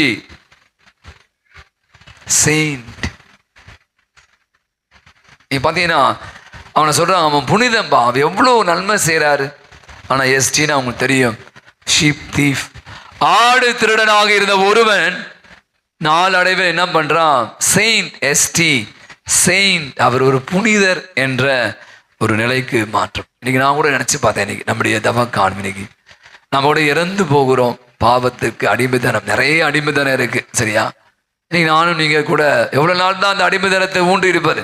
இன்னும் எவ்வளோ நாள் தான் குடிச்சிட்டே இருக்கு, எவ்வளோ நாள் தான் போதை பொருளை அனுப்புது, எவ்வளோதான் ஒரு குறிப்பிட்ட காலம் தான். அதுக்கப்புறம் நம்ம என்ன பண்ணோம்? நம்மளுக்குள்ள ஒரு மாற்றம் ஏற்படணும்.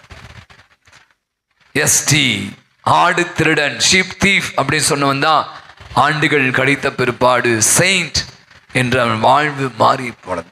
இதான் இந்த தவக்காலம். சிம்பிளாக நான் சொன்ன இதான் சொல்வேன். கடவுள் நம்ம கொடுக்குற அற்புதமான வாய்ப்பு. நம்ம செயின்டாக மாறணுமோ இல்லையோ, நம்ம வாழ்க்கையை சரி செய்து கொள்ளணும். நம்ம வாழ்க்கையை அலசி பார்க்கணும். நம்ம வாழ்க்கையை கொஞ்சம் பண்படுத்தணும். அதற்கான அருளை தான் இந்த தவக்காலம் தருகிறது. எனவே அருமையான நாளில் நாம் வேண்டுவோம் அப்படியான ஒரு மனம் மாறியவர்களாக, மாற்றத்தை நோக்கி பயணிக்கக்கூடியவர்களாக வாழ்வதற்கான அருளை வேண்டும். சிறப்பாக நல்ல நாளுக்காக நன்றி சொல்லுவோம். என்று தங்களுடைய பிறந்தநாள் விழாக்களை கொண்டாடி மகள் அத்தனை பேருக்காக, நம்முடைய ஜெபத்துகள் கேட்டு யாவருக்காக, பலவிதமான உடம்புல நோயினால் பாதிக்கப்பட்டிருக்க அனைவருக்காக, நம்பிக்கையோடு திருப்பதியை கலந்து ஜெபித்து கொண்டிருக்கிற நம்ம ஒவ்வொரு தனிப்பட்ட தேவைகளுக்காக, இந்த தேர்வு எழுதி கொண்டிருக்கிற, தேர்வுக்காய் தயாரித்து கொண்டிருக்கிற நம்முடைய பிள்ளைகள் யாவருக்காகும் சிறப்பாக ஜெபிப்போம். உயிர் தெழுவோம் என்ற எதை நோக்குடன் துயில் கொள்ளும் சகோதர சகோதரர் அனைவரையும் இறக்கத்துடன் நினைவு கூர்ந்து உமது திருமகுடி நேற்று அனைவரும் மீது இறக்கமாயிரும். கடவுளின் கணிதாயான் பொழுது மிக்க மரியா ஆரோக்கியனை அவருடைய கணவரான் பொழுது யோசே பிரபத பங்கின் பாதுகாம் தந்தையுமான பொழுது அந்தோணியார் பொழுது திருத்துதக தோமா அன்னை தெரேசா அல்போன்சா தீவ சகாய் இவ்வுலகிலே முக உந்தவராய் இருந்தோர் ஆகிய புனிதர் அனைவருடன் நாங்கள் அடைய வாழ்வில் பங்கு கொள்ளும் தகுதி பெற்று உம் திருமகன் இயேசு கிறிஸ்து வழியாக உம்மை புகழ்ந்தேத்தும் வரமருள உம்மை மன்றாடுகிறோம். இவர் வழியாக இவரோடு இவரில் எல்லாம் வல்ல இறைவனாகிய தந்தை தூயாவியானவரின் ஒன்றிப்பில் எல்லா புகழும் ஆட்சியும் என்றென்றும் உமக்கு உரியதே.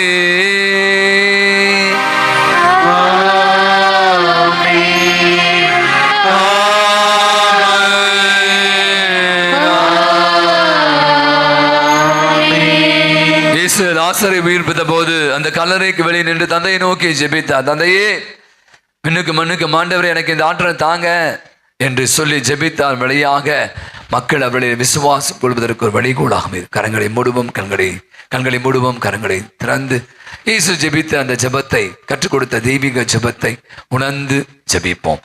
விண்ணுலக இருக்கிற எங்கள் தந்தையே, உமது பெயர் தூயதென போற்ற பெறுக, உமது ஆட்சி வருக, உமது திருவுள்ளம் விண்ணுலகில் நிறைவேறுவது போல மண்ணுலகிலும் நிறைவேறுக.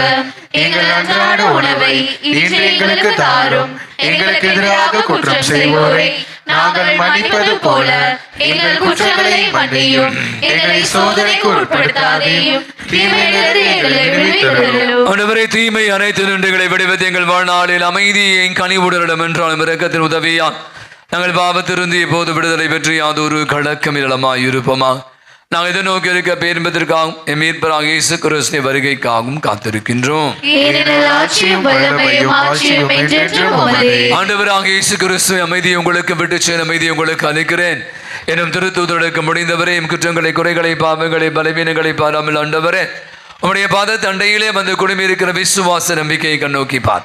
எங்கள் யாவருக்கும், எங்கள் குடும்பங்களுக்கும், பங்கு சமூகத்திற்கும், நாட்டிற்கும், உலகத்திற்கும் அமைதி, நிம்மதி, ஒற்றுமையும், சமாதானத்தையும், நிறைவையும், மகிழ்வையும், இரக்கத்தையும், மன்னிப்பையும், சுகத்தையும், நலத்தையும் தந்துடைய திருவிடம் கொள்கிறான். என்றென்றும் வாழ்ந்து ஆட்சி செலுத்துகின்றவர் நீரே. ஆண்டவருடைய அமைதி உங்கள் அனைவரோடும் இருப்பதாக.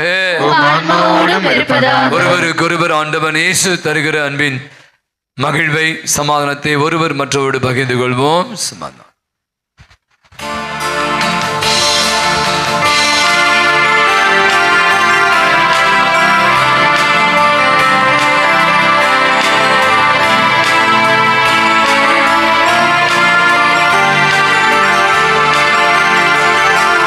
உலகின் பாவம் போக்கும் இறைவனின் செம்மறியே, எம்மேல் இரக்கம் வையும். உலகின் பாவம் போக்கும் இறைவனின் செம்மறியே, எம்மேல் இரக்கம் வையும். உலகின் பாவம் போக்கும் இறைவனின் செம்மறியே, எமக்கு அமைதி அருளும், எமக்கு அமைதி அருளும். ஆண்டவராகிய இயேசு கிறிஸ்து உயிருள்ள இறைவனின் திருமகனின் தந்தையின் திருவிடப்படி தூய ஆவியார் துடைப்பால் தரப்பின் வழியாக உலகிற்கு வாழ்வழித்தவர இந்த புனிதமிக்க உடலால் மத்தத்தாலும் என்னுடைய எல்லா விதமான குற்றிருந்தும் தீமையான துண்டுகளை விடுவித்து நாங்கள் இன்றும் உடைய கட்டளைகளை கருத்து நீக்க செய்துள்ளோம். நாங்கள் ஒருபோதும் உம்மை விட்டு பிரிய விடாது. இதோ நம் ஆண்டவராகிய இயேசு, இவரே உலகினுடைய பாவங்களை எல்லாம் போக்குகிற இறைவனின் செம்மறி, இறந்து போன லாசரை உயிர்ப்பித்தவர், இவரை நம்புவோர் அனைவருக்கும் வாழ்வு தருபவர். அந்த வாழ்வை பெற்றுக்கொள்ள தன்னை விருந்தாய் படைக்கிறார். விருந்துக்கு அழைக்கிறார். அழைக்க பெற்றிருக்கிற அனைவருமே பேறு பெற்றோர்.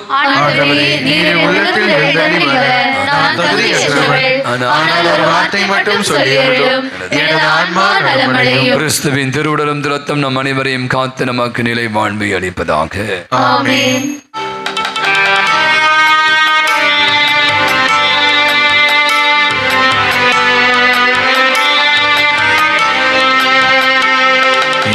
இதய தெய்வமே,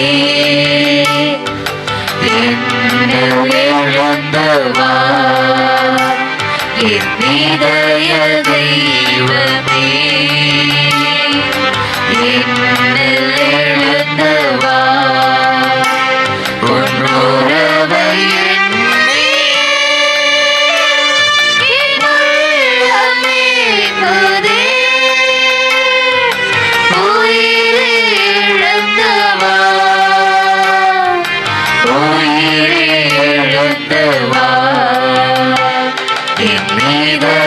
தெய்வமே,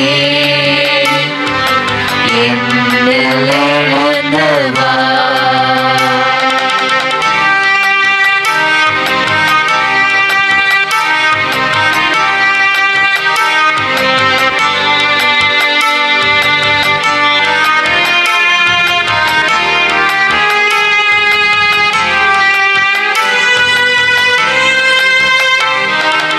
அனைத்து காக்கும் தாயின் அன்பு ஒரு நாள் அழியலாம்.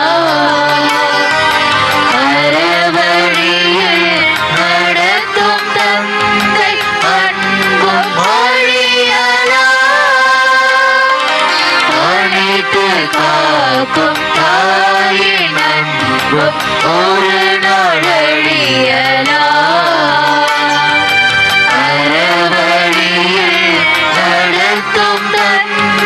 அன்பும் அழியலாம். ஆனால் இயேசுவே, உன் அன்பில் கனிவுண்டோ. ஆனால் இயேசுவே, உன் அன்பில் கனிவுண்டோ. இனிய அன்பே எழுந்து வா, என் இதய தெய்வமே, என்னில் எழுந்தவா.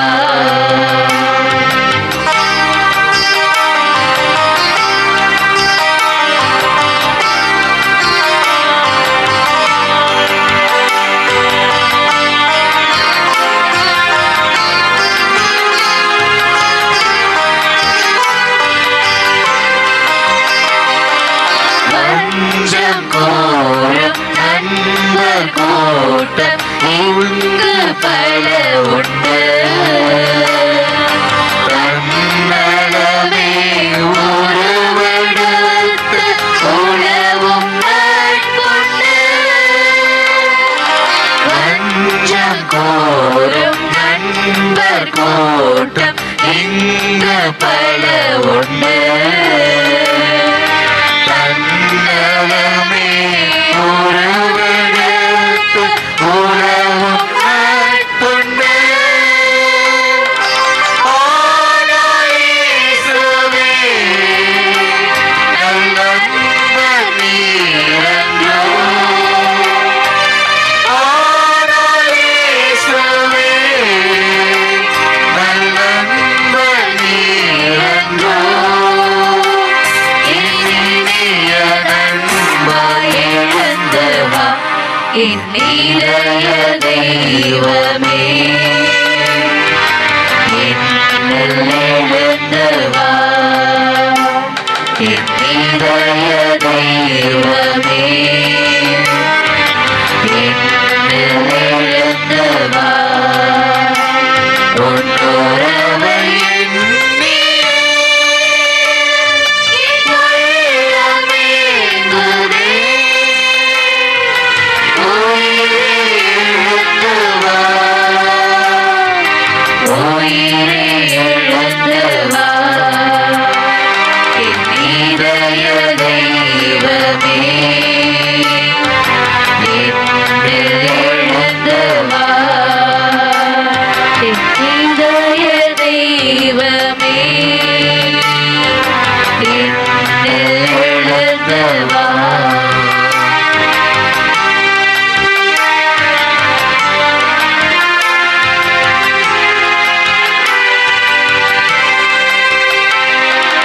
அனைத்து காக்கும் தாயின் அன்பும் ஒரு நாள் அழியலாம் அறவழியில் நடக்கும் தந்தை அன்பும் அழியலாம் அனைத்து காக்கும் தாயின் அன்பும் ஒரு நாள் அழியலாம் அறவழியில் நடத்தும் தந்தை அன்பும் அழியலாம் ஆனால் இயேசுவே உன் அன்பில் தனி உண்டோ ஆனால் இயேசுவே உன் அன்பில் தனி உண்டோ இனிய அன்பே எழுந்து வா நம்ம அப்படியே இன்று தப காலத்துடைய 5வது ஞாயிறு மார்ச் மாதம் 25ஆம் தேதி புதன்கிழமை ஆண்டவருடைய பிறப்பின் அறிவிப்பு பெருவிழா. நாம் அறிவித்தது போல இன்று நம்முடைய பங்குல இந்த தப காலத்தில் பலவிதமான தப முயற்சிகள் இந்த 5வது வாரத்தில் நாம் இதை தொடர்ந்து 2-3 வாரங்களாக அறிவித்துக் கொண்டு இலவச மருத்துவ முகாம் அப்பல்லோ மருத்துவமனையிலிருந்து குடிவினர் ஆல்ரெடி வந்துட்டாங்க. மேல் தளத்தில் தயாரான நிலையில் இருக்கிறார்கள். இது நம்முடைய அந்தோனியார் இளைஞர் குழு இணைந்து இதை வழி நடத்துகிறாங்க. நான் சொல்லுவதுதான் வழக்கமாகவே நம்ம டாக்டர்கிட்ட போகாத வரைக்கும் நம்ம நினச்சி வரோம் எல்லாருக்கும் சொல்லிட்டு. நீங்கள் கண்டிப்பாக சொல்கிறாங்க வருடத்துக்கு ஒரு முறையாவது சும்மா ஒரு ஜென்ரல் செக்கப்பை நீங்கள் பார்க்கணும். இப்போலாம் பார்த்தீங்கன்னா எப்போ ஹார்ட் அட்டாக் வரும் தெரியலனா நம்ம நிறைய சாப்பிட்றோம், அதற்கான உடற்பயிற்சி இல்லை. நல்லா தான் இருக்கும், எனக்கு எந்த கட்ட பழக்கமும் இல்லை. ஒருத்தர் சொல்கிறார் நேற்று ஒரு வீடியோவில், நான் சிகரெட் பிடிப்பதில்லை, ஆனால் குடிப்பதில்லை, கருவியெல்லாம் சாப்பிட்றதில்லை, இந்த வெளியெல்லாம் போயிட்டு இந்த ஜங்க் ஃபுட்லாம் சாப்பிடல. ஆனால் அவர் பார்த்தா 28 வயசாகுது, அவர் கேன்சர், ப்ராஸ்டேட் கேன்சர். அது எனக்கு எப்படி வந்துச்சு அப்படின்னு டாக்டர்கிட்ட கேட்குறாரு. அது உங்களுக்கு தெரியும், டாக்டர் விளக்கம் சொல்கிறார். அவன் எனக்கு என்னென்னா நான் சொல்கிறது தான், எப்பவுமே தான், நம்ம வாழ்கிற வாழ்வியல் முறை மாறி போச்சு, நம்ம சாப்பிட்ற முறை மாறி போச்சு, தூங்குற முறை மாறி போச்சு, நிறைய உடல் பயிற்சிகளில் உடம்புலேருந்து வேர்வை அழுக்கு வெளியே போகிறதில்ல. இதுதான் உண்மை, அதுதான் நோய். ஆகவே நான் மீண்டும் சொல்கிறேன், இது ஒரு அரிய முயற்சி. உங்களை அநேகர் கூட மருத்துவமனைக்கு போகாமல் இருந்துக்கலாம். இந்த இலவச மருத்துவ முகாம் முதல்ல height, weight, BP, random blood sugar கண்டிப்பாக எல்லாரும் போய் எடுங்க. சும்மாவாது இப்போ கையை குத்தி பார்ப்பாங்க சுகர் இருக்கா இல்லையா அப்படின்னு சொல்லிட்டு. அப்புறம் இசிஜி இருக்கிறது, மேலே இசிஜி இருக்கு, எக்கோ. சப்போ உங்களுக்கு ஏதாவது இந்த பக்கம் குத்துருது, ஏதாவது கை வடிக்குது அப்படின்னா போய் சும்மா செக்கப் பண்ணிக்கங்க. எல்லாம் இலவசமாக. ஆனால் கொஞ்சம் பொறுமையாக இருக்கணும். உங்களுக்கு தெரியும், மேலே அதற்கான ஏற்பாடுகளை நம்முடைய இளையோர் குழுவினர் செய்திருக்கிறாங்க. 2-3 டாக்டர்ஸ், மூத்த டாக்டர்ஸ் வந்திருக்காங்க மற்றும் இளம் மருத்துவர் வந்திருக்காங்க. இதய மருத்துவர்கள் எந்தெந்த டிபார்ட்மெண்ட்ல பார்த்தீங்கன்னா இதய மருத்துவ, கார்டியாலஜி, எலும்பியல், நான் சொன்ன மூட்டு வலி, ஆர்த்தோபெடிக்ஸ், பெண் அழுத்த மருத்துவர்கள் நிறைய பெண்கள்லாம் இருக்கீங்க. ஒரு கைனகாலஜிஸ்ட், கண் மருத்துவர் இருக்காங்க, ஆப்தமாலஜிஸ்ட், பல் மருத்துவர், பல் டென்டலிஸ்ட் இருக்காங்க. இதெல்லாம் வந்து கன்சல்டேஷன் தான். உடனே அங்கே உங்களுக்கு ட்ரீட்மெண்ட் பார்த்துட்டு சொல்லுவாங்க, இது பிரச்சனை இருக்குது, இதை பண்ணுங்க, அதுக்குரிய மருந்துகள் கொடுக்கலாம், அல்லது அவங்க உங்களை கைட் பண்ணுவாங்க. ஆகவே கொஞ்சம் பொறுமையாக அந்த பூசம் நேராக வீட்டுக்கு போயிடாதீங்க. மேலே எல்லாரும் போய் உட்காருவதற்கு வசதி இல்லை, கொஞ்சம் போய் கீழே இருங்க. நிறைய ஏற்பாடுகள் செய்திருக்காங்க. நமக்கான இந்த மருத்துவ முகாம் சரியாக 9:30 மணிலேருந்து 1 மணி வரை நமக்காக நடைபெறும். நான் சொன்ன மாதிரி நிறைய இந்த வாய்ப்புகளை உருவாக்கி கொடுக்குறோம். எனவே இந்த வாய்ப்புகளையும் பயன்படுத்தி கொள்ளுமாறு உங்களை அன்போடு அழைக்கிறோம். உங்களுக்கு தெரிஞ்சவங்க கூட நீங்கள் சொல்லி வர வைக்குமாறு அன்புடன் கேட்டுக்கொள்கிறோம். அவர் இன்று மதியம் நான் சொன்னது போல நம்முடைய பங்கில் ஆல்ரெடி நம்ம தியானத்தை, தமிழ் தியானம் முடிஞ்சிச்சு. ஆங்கிலத்தில் ஒரு சிறிய ஆங்கில தியானத்தை ஏற்பாடு செய்திருக்கும். மதியம் 2:30 மணிலிருந்து மாலை 6:30 மணி வரை ஒரு தந்தை ஆனந்த் அவர்கள் சரி சபை சேர்ந்து வருகை தருகிறார். 2:30 மணிக்கு துவங்கும். 4:30 மணிக்கு மேலே ஒரு சின்ன பாப சங்கீதம், வழிபாடு, சிலுவை பாதை ஆராதனை எல்லாமே கலந்து திருப்பலியோடு இந்த தியானமாக நடைபெறும். இது ஆங்கிலத்தில் இருக்கும். என விருப்பம் உள்ளவர்கள் யாராவது கலந்து கொள்ள விரும்புவென்றால் தயவுசெய்து இந்த வாய்ப்பை பயன்படுத்திக் கொள்ளுமாறு அப்படின்னு கேட்டுக்கொள்கிறோம். அவருக்கு தெரியும், நம்ம வந்து அடுத்த வாரம் குருத்து ஞாயிறு திருப்பாடுகளின் புனித வாரம் போலிவிக்கனுடைய முதல் நாள் இருக்கிறோம். அவை உங்களுக்கு தெரியும், தொடர்ந்து அந்த நாட்களில் நிறைய வழிபாடுகள் நமக்காக ஏற்பாடு செய்யப்படுகின்றன. இந்த திருவழிபாட்டு நிகழ்வுகளை நம்முடைய அன்பியங்கள் சிறப்பாக எடுத்து செய்வார்கள். அதற்கான லாட் தயாரித்து வைத்திருக்கா, எந்தெந்த அன்பிகள் எந்தெந்த நாளில் எதையெல்லாம் செய்ய வேண்டும் என்பதை பற்றிய ஒரு லாட் நிறைய இருக்கு. 40க்கும் மேற்பட்டு இருக்கிறது. திருப்பணி முடிந்த ஆலயத்தில் அன்பிய ஒருங்கிணைப்பு குழுவினர் வழி நடத்துவார்கள். First come first serve. Suppose நீங்கள் வரலன்னா உங்களுக்கு கிடைக்காது, அவ்வளோதான். அன்பிய பொறுப்பாளர்கள் நீங்கள் முன்கூட்டியே வந்து திருப்படி முடிந்தவுடன் அந்த லாட் எடுத்து அதற்குரிய தயாரிப்பு இறங்கி அந்த திருப்படி பாட்டுகளை சிறப்பாக வழிநடத்த உங்களை அன்புடன் கேட்டுக்கொள்கிறோம். வருகின்ற மார்ச் மாதம் 27ஆம் தேதி வெள்ளிக்கிழமை மாலை 6 மணிக்கு சிலுவை பாதை சிறப்பு திருப்பணி நற்கருணை ஆதாரம் நடைபெறும். அருத்தந்தை ஜோ ஆண்ட்ரூ பூந்தமல்லி தூய நெஞ்ச குருத்துவ கல்லூரி சேர்ந்தவர் வழி நடத்துவார்கள். அடுத்த வாரம் நான் இதை பற்றி நிறைய சொல்லிட்டேன், பட் இருந்தாலும் மீண்டும் சொல்கிறேன். அடுத்த வாரம் நமக்கு குருத்து ஞாயிறு குருத்தோலை பவனி. ஆகவே வழக்கமாக இந்த குருத்தோலை பவனி வந்து நமது ஆலயத்தை சுற்றி தான் கடந்த ஆண்டுகள் நடந்து இருக்கிறது. காலையில் ஒரு திருப்பலி நாம் நிறைவேற்றினோம் கடந்த ஆண்டுகளில். இந்த ஆண்டு காலை திருப்பலி நடைபெறாது. என்ன திருப்பி இந்த கேட்கக்கூடாது, காலையில் பூசை இங்கே இல்லை. 6 மணிக்கு திருப்பலி நடைபெறாது. ஒரே ஒரு திருப்பலி தான், அது நான் சொல்வேன் இப்போ எப்பன்னு. அவை வழக்கமாக நடைபெறுகிற காலை திருப்பலி ஆலயத்தில் நடைபெறாது. மாறாக 7 மணிக்கு நம்ம வந்து ஒருங்கிணைந்த சபைகளோடு இணைந்து நம்ம வந்து இந்த குருத்தோலை பவனியை நெற்குன்றத்தில் இருக்கிற CSI சபை இருக்கிற இமானுவேல் ஆலயத்தில் துவங்குகிறோம். நம்மோடு இணைந்து மதுரவாயில் CSI சர்ச் நல்மேய்ப்பர் ஆலயம், ECI ஏரிக்கரையில் இருக்கிற ECI சபையும் சேர்ந்து ஆகிய 3 சபைகள் நாமும் சேர்ந்து 4 சபைகள் இணைந்து இந்த குருத்தோலை பவனியை ஏற்பாடு செய்திருக்கிறோம். சரியாக 7 மணிக்கு நம்ம வந்து அங்கே நெற்குன்றத்தில் இருக்கிற இமானுவேல் ஆலயத்தில் துவங்க போகிறோம். கூடுதலாக இல்லை, துவங்குறோம். அப்போ தான் ஸ்ட்ரைட் பண்ண தொடங்கும் போது தான் இங்கே வந்து சரி 8 மணி ஆகும். உங்கள் அனைவருடைய மைண்ட் வாய்ஸை நான் ரீட் பண்ண முடியுது. பார்த்தா இங்கே வச்சுருந்தா அழகாக வண்டியை விட்டு நடந்து வந்துடுவோம், அவ்வளோ தூரம் வரணுமே எனக்கு தெரியுது. பட்டு இது ஒரு முதல் முயற்சி, சரியா? அடுத்த ஆண்டு வேறு மாதிரி கூட பண்ணலாம். அவை இந்த முயற்சியில் நீங்கள் வந்து நான் சொன்னால் முடியாதவங்க, நடக்க முடியாதவங்க, முடியாதுன்னா நீங்கள் வந்து ஆலயத்தை உட்காந்துக்கலாம். அதுக்கான வசதி ஏற்பாடு. இங்கே வந்து நீங்கள் வந்து எதுவும் நடக்காதீங்க, நம்ம அங்கேருந்து தான் வரணும். அவை குடும்பமாக இது ஒரு அரிய முயற்சி. நம்ம வந்து ஒரே ரோடு தான், பூந்தமல்லி இந்த ஹைவேஸில் தான் நடந்து வர போகிறோம். அங்கேருந்து வருவதற்கு எப்படி ஒரு 50 நிமிடங்கள் ஆகும். நான் சொன்ன மாதிரி நாம தான் முதல்ல கத்தோலிக்க நம்ம அந்தோனியார் சர்ச் தான் முதல்ல லீட் பண்ணுறோம். அதை தொடர்ந்து CSI நெற்குன்றம், அதை தொடர்ந்து CSI மதுரவாயில், அதை தொடர்ந்து ECIயாக நம்ம வந்து இந்த பவனியில் கலந்து கொள்ளும் பாடல்களை பாடிக்கொண்டு வருவோம். அவை 7 மணிக்கு அங்கு ஒருங்கிணைந்த திருச்சபையினுடைய போதகர் அனைவருமான ஒரு சிறிய ஒரு வழிபாடு துவங்கப்படும். அங்கு உங்களுக்கு தண்ணீர் பாட்டில் மற்றும் குருத்தோலை அங்கே வந்து பாட்டு பேப்பர் கொடுத்து நம்ம பவனியாக பாடல்களை பாடிக்கொண்டு நம்ம ஆலயத்துக்கு வந்து சேர்வோம். ஒரு 8 மணிக்கெல்லாம் வந்துடலாம் நினைக்கிறேன். ஆலயத்தில் நுழைந்த பிற்பாடு நம்முடைய ஆலய வளாகத்தில் ஒரு நன்றியினுடைய வழிபாடு ஒரு 5 நிமிடம் மட்டுமே நடைபெறும். அது பிற்பாடு அனைவருக்கும் மோர்லாம் கொடுப்பாங்க. அதுக்கு பிற்பாடு நாம் நம்முடைய வழிபாடை துவங்குவோம். அவர்கள் அவருடைய ஆலயங்களுக்கு இங்கிருந்து பிரிந்து செல்வார்கள். இதுதான் ப்ரோக்ராம். அவை மீண்டுமாக நான் வருகிற வெள்ளிக்கிழமை சொல்வேன். குரூப்பில் போட்டிருக்கோம், வாட்ஸ்அப்பில் போட்டிருக்கோம். திருப்பி வந்து என்கிட்ட எத்தனை மணிக்கு அப்படின்னு கேட்காதீங்க.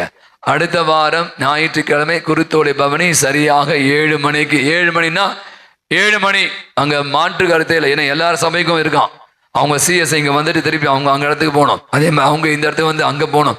அதுவே அவங்க சொன்னாங்க, ஃபாதர் எங்களுக்கும் டைம் ஆகும், எங்களுக்கும் சர்வீஸ் இருக்குன்னு சொல்கிறாங்க. ஆகவே 7 மணினா 7 மணி. நம்மள அநேகர் நான் வந்து சொல்லியிருக்கேன், 500 பேர் மேலே அங்கே வருவாங்க. ஏன்னா 1000 பேர் மேலே இருப்பீங்க. நான் வந்து சொல்லியிருக்கேன், எங்கள் மக்கள் அதிகமாக ஈடுபாட்டோடு வருவான்னு சொல்லியிருக்கேன். ஆகவே நீங்கள் அனைவருமாக கொஞ்சம் அந்த அசௌகரியமாக இருக்கும். இங்கேருந்து அங்கே வந்து போகிறதுக்கு ஷேர் ஆட்டோ பிடிச்சி வந்துடுங்க. வண்டி இங்கே விட்டுட்டு வந்துடலாம். ஆலய வளாகத்தில் வண்டி விடாதீங்க. அன்றைக்கி இந்த இடத்துல தான் ஒன்று கூட இருக்கிறோம். எனவே ஆலயத்தை வெளியில் அந்த முனையில் நீங்கள் வண்டிகளை பார்க்கிங் செய்யுமாறு கேட்டுக்கொரிய வருகின்ற ஞாயிற்றுக்கிழமை. ஆகவே முடிந்த அளவு நேரத்தோடு வந்து இந்த குருத்தோடைய பவனியில் பங்கேற்க உங்கள் அனைவரையும் அன்போடு கேட்டுக்கொள்கிறேன். நம்முடைய பங்கினுடைய திருவிழா போது நம்முடைய பிள்ளைகளுக்கு புதுநன்மை திருவிழாம் கொடுப்பதை நீங்கள் யாரும் அறிந்திருக்க நம்ம முன்கூட்டி அறிவித்திருக்கிறோம். அவை இந்த ஆண்டு புதுநன்மை எடுக்க போகிற பிள்ளைகள் அவருடைய பெயர்கள், அன்பியத்தின் பெயர்கள், தொடர்பு எண்கள், குடும்ப அட்டை எடுத்து வந்து நம்முடைய உதவி பதிவு செய்து கொள்ளுங்கள். இந்த வகுப்புகள் அடுத்த மாதம் துவங்கும். அதே டேட் வந்து உங்களுக்கு பின்னாடி அறிவிப்போம். வருகின்ற மார்ச் மாதம் 29ஆம் ஞாயிற்றுக்கிழமை மதியம் 3 மணிக்கு அனைத்து சேனையருக்குமான ஆட்சி விழாவானது நடைபெறும். அனைத்து மரியாயின் சேனையரும் தவறாது கலந்து கொண்டு வாக்குறுதியை மரியனை கொடுக்க உங்கள் அனைவரையும் அன்போடு அணைக்கிறோம். என்னுடைய வழிபாடை மிக அர்த்தமுள்ள விதத்திலே வழி நடத்தி கொடுத்த நம்முடைய சூசியர் அன்பித்துக்கு ஒரு பலத்த ஒரு கரவடை கொடுத்து அவருக்கு நம்முடைய நெஞ்சார்ந்த நன்றிகளையும் பாராட்டுகளையும் தெரிவித்துக் கொள்வோம்.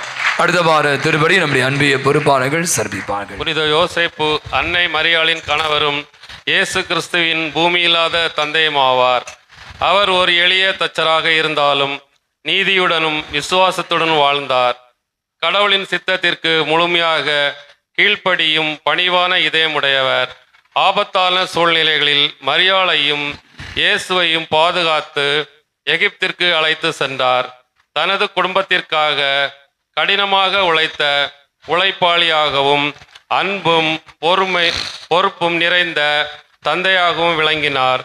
திருவிவிலியத்தில் அவரது சொற்கள் பதிவு செய்யப்படாத போதிலும் அவரது செயல்கள் அவருடைய ஆழ்ந்த நம்பிக்கையையும் அன்பையும் வெளிப்படுத்துகின்றன. நீதிமானான மனிதன் யோசேப்பு என்ற விவிலிய சொல் அவரது நேர்மையையும் தூய்மையையும் வெளிப்படுத்துகிறது. அவர் கடவுளின் சித்தத்தை செய்தார் என்பது அவரது கீழ்ப்படிதலின் சாட்சி. யோசேப்பு பேசவில்லை, ஆனால் அவரது வாழ்க்கை பேசுகிறது என்பது அவரது மௌனத்தின் மகத்துவத்தை நினைவூட்டுகிறது.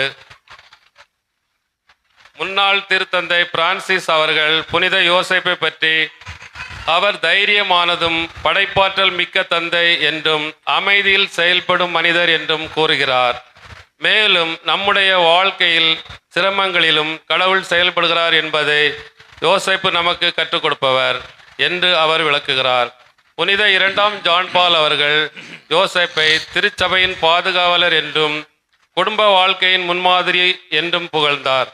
தொழிலாளர்கள், தந்தைகள், குடும்பங்களின் பாதுகாவலராக மதிக்கப்படும் புனித யோசேப்பு நமக்கு பணிவு, பொறுப்பு, தூய்மை மற்றும் இறை நம்பிக்கையின் சிறந்த முன்மாதிரியாக திகழ்கிறார். அவரது வாழ்வு நம் கடவுளின் சித்தத்தை நம்பிக்கையுடன் ஏற்று நடக்க வேண்டும் என்பதை கற்றுக் கொடுக்கிறது. புனித யோசேப்பே எங்களுக்காக வேண்டிக் கொள்வோமாக. எல்லாமல்ல இறைவா, எங்களுக்கு அருள் புரியோமை நாங்கள் வேண்டுகிறோம். இயேசு கிறிஸ்துவின் உடலின் வந்தத்தை முன்கொள்கிற நாங்கள் அவருடைய உறுப்பினராக என்றும் விளங்க செய்வீராக. எங்கள் ஆண்டவராகிய கிறிஸ்து வழியாகவே உமை மன்றாடுகிறோம். ஆண்டவர்களோடு இருப்பாராக.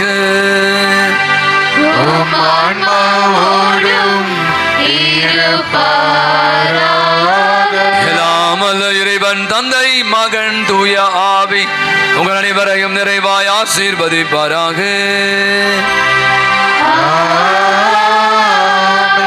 சென்று வாழுங்கள். திருபலி நிறைவு பெற்றது. நன்றி.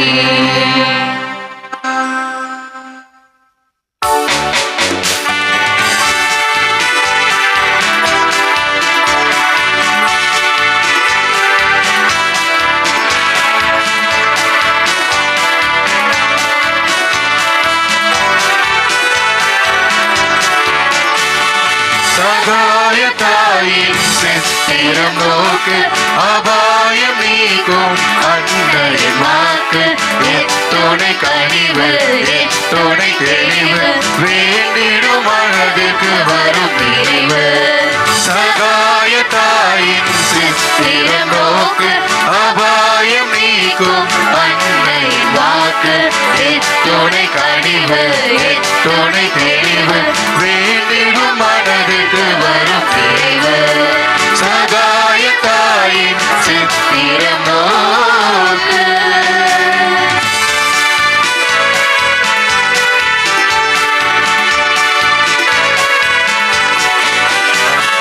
குத்தி பிளந்திடும் ஈட்டியுமானையும் கொடூர சிலுவையும் கண்டு விரண்டு குத்தி பிளந்திடும் ஈட்டியுமானையும் கொடூர சிலுவையும் கண்டு விரண்டு சக்தி தாய்மேல் சாய்ந்திடும் இயேசுவை சதாவும் நினைவில் பதித்திடுவாய் சதாவும் நினைவில் பதித்திடுவாய் சகாய தாயின் சித்திரம் நோக்கு அபாயம் நீக்கும் அன்னையின் வாக்கு எத்துணை கனிவு எத்துணை தெளிவு வேண்டிடும் மனதுக்கு வரும் நிறைவு சகாய தாயின் சித்திரம் நோக்கு அபாயம் நீக்கும் அன்னையின் வாக்கு எத்துணை கனிவு எத்துணை தெளிவு வேண்டிடும் மனதுக்கு வரும் நிறைவு சகாய தாயின் சித்திரம் நோக்கு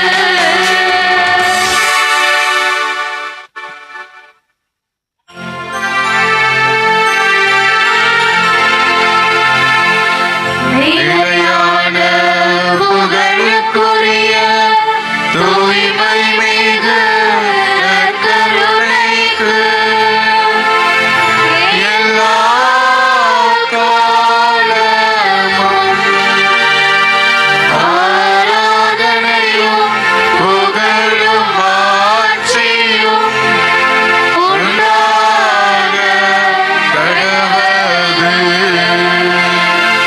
இயேசுவின் மதுரமான திருதயமே எங்கள் மேல் இரக்கமாயிரும். மரியாயின் மாசற்ற திருதயமே எங்களுக்காக வேண்டிக் கொள்ளும். எம் பங்கின் பாதுகாவலரான புனித அந்தோணியாரே எங்களுக்காக வேண்டிக் கொள்ளும் புனித சூசையப்பரே எங்களுக்காக வேண்டிக் கொள்ளும் எல்லா புனிதர்கள் புனிதைகளே எங்களுக்காக வேண்டிக் கொள்ளுங்கள் தந்தை மகன் தூயாவின் பெயராலே ஆமென். இயேசுவுக்கே புகழ் இயேசுவுக்கே புகழ் இயேசுவுக்கே மகிமை இயேசுவுக்கே மகிமை இயேசுவுக்கே நன்றி இயேசுவுக்கே நன்றி மரியே வாழ்க மரியே வாழ்க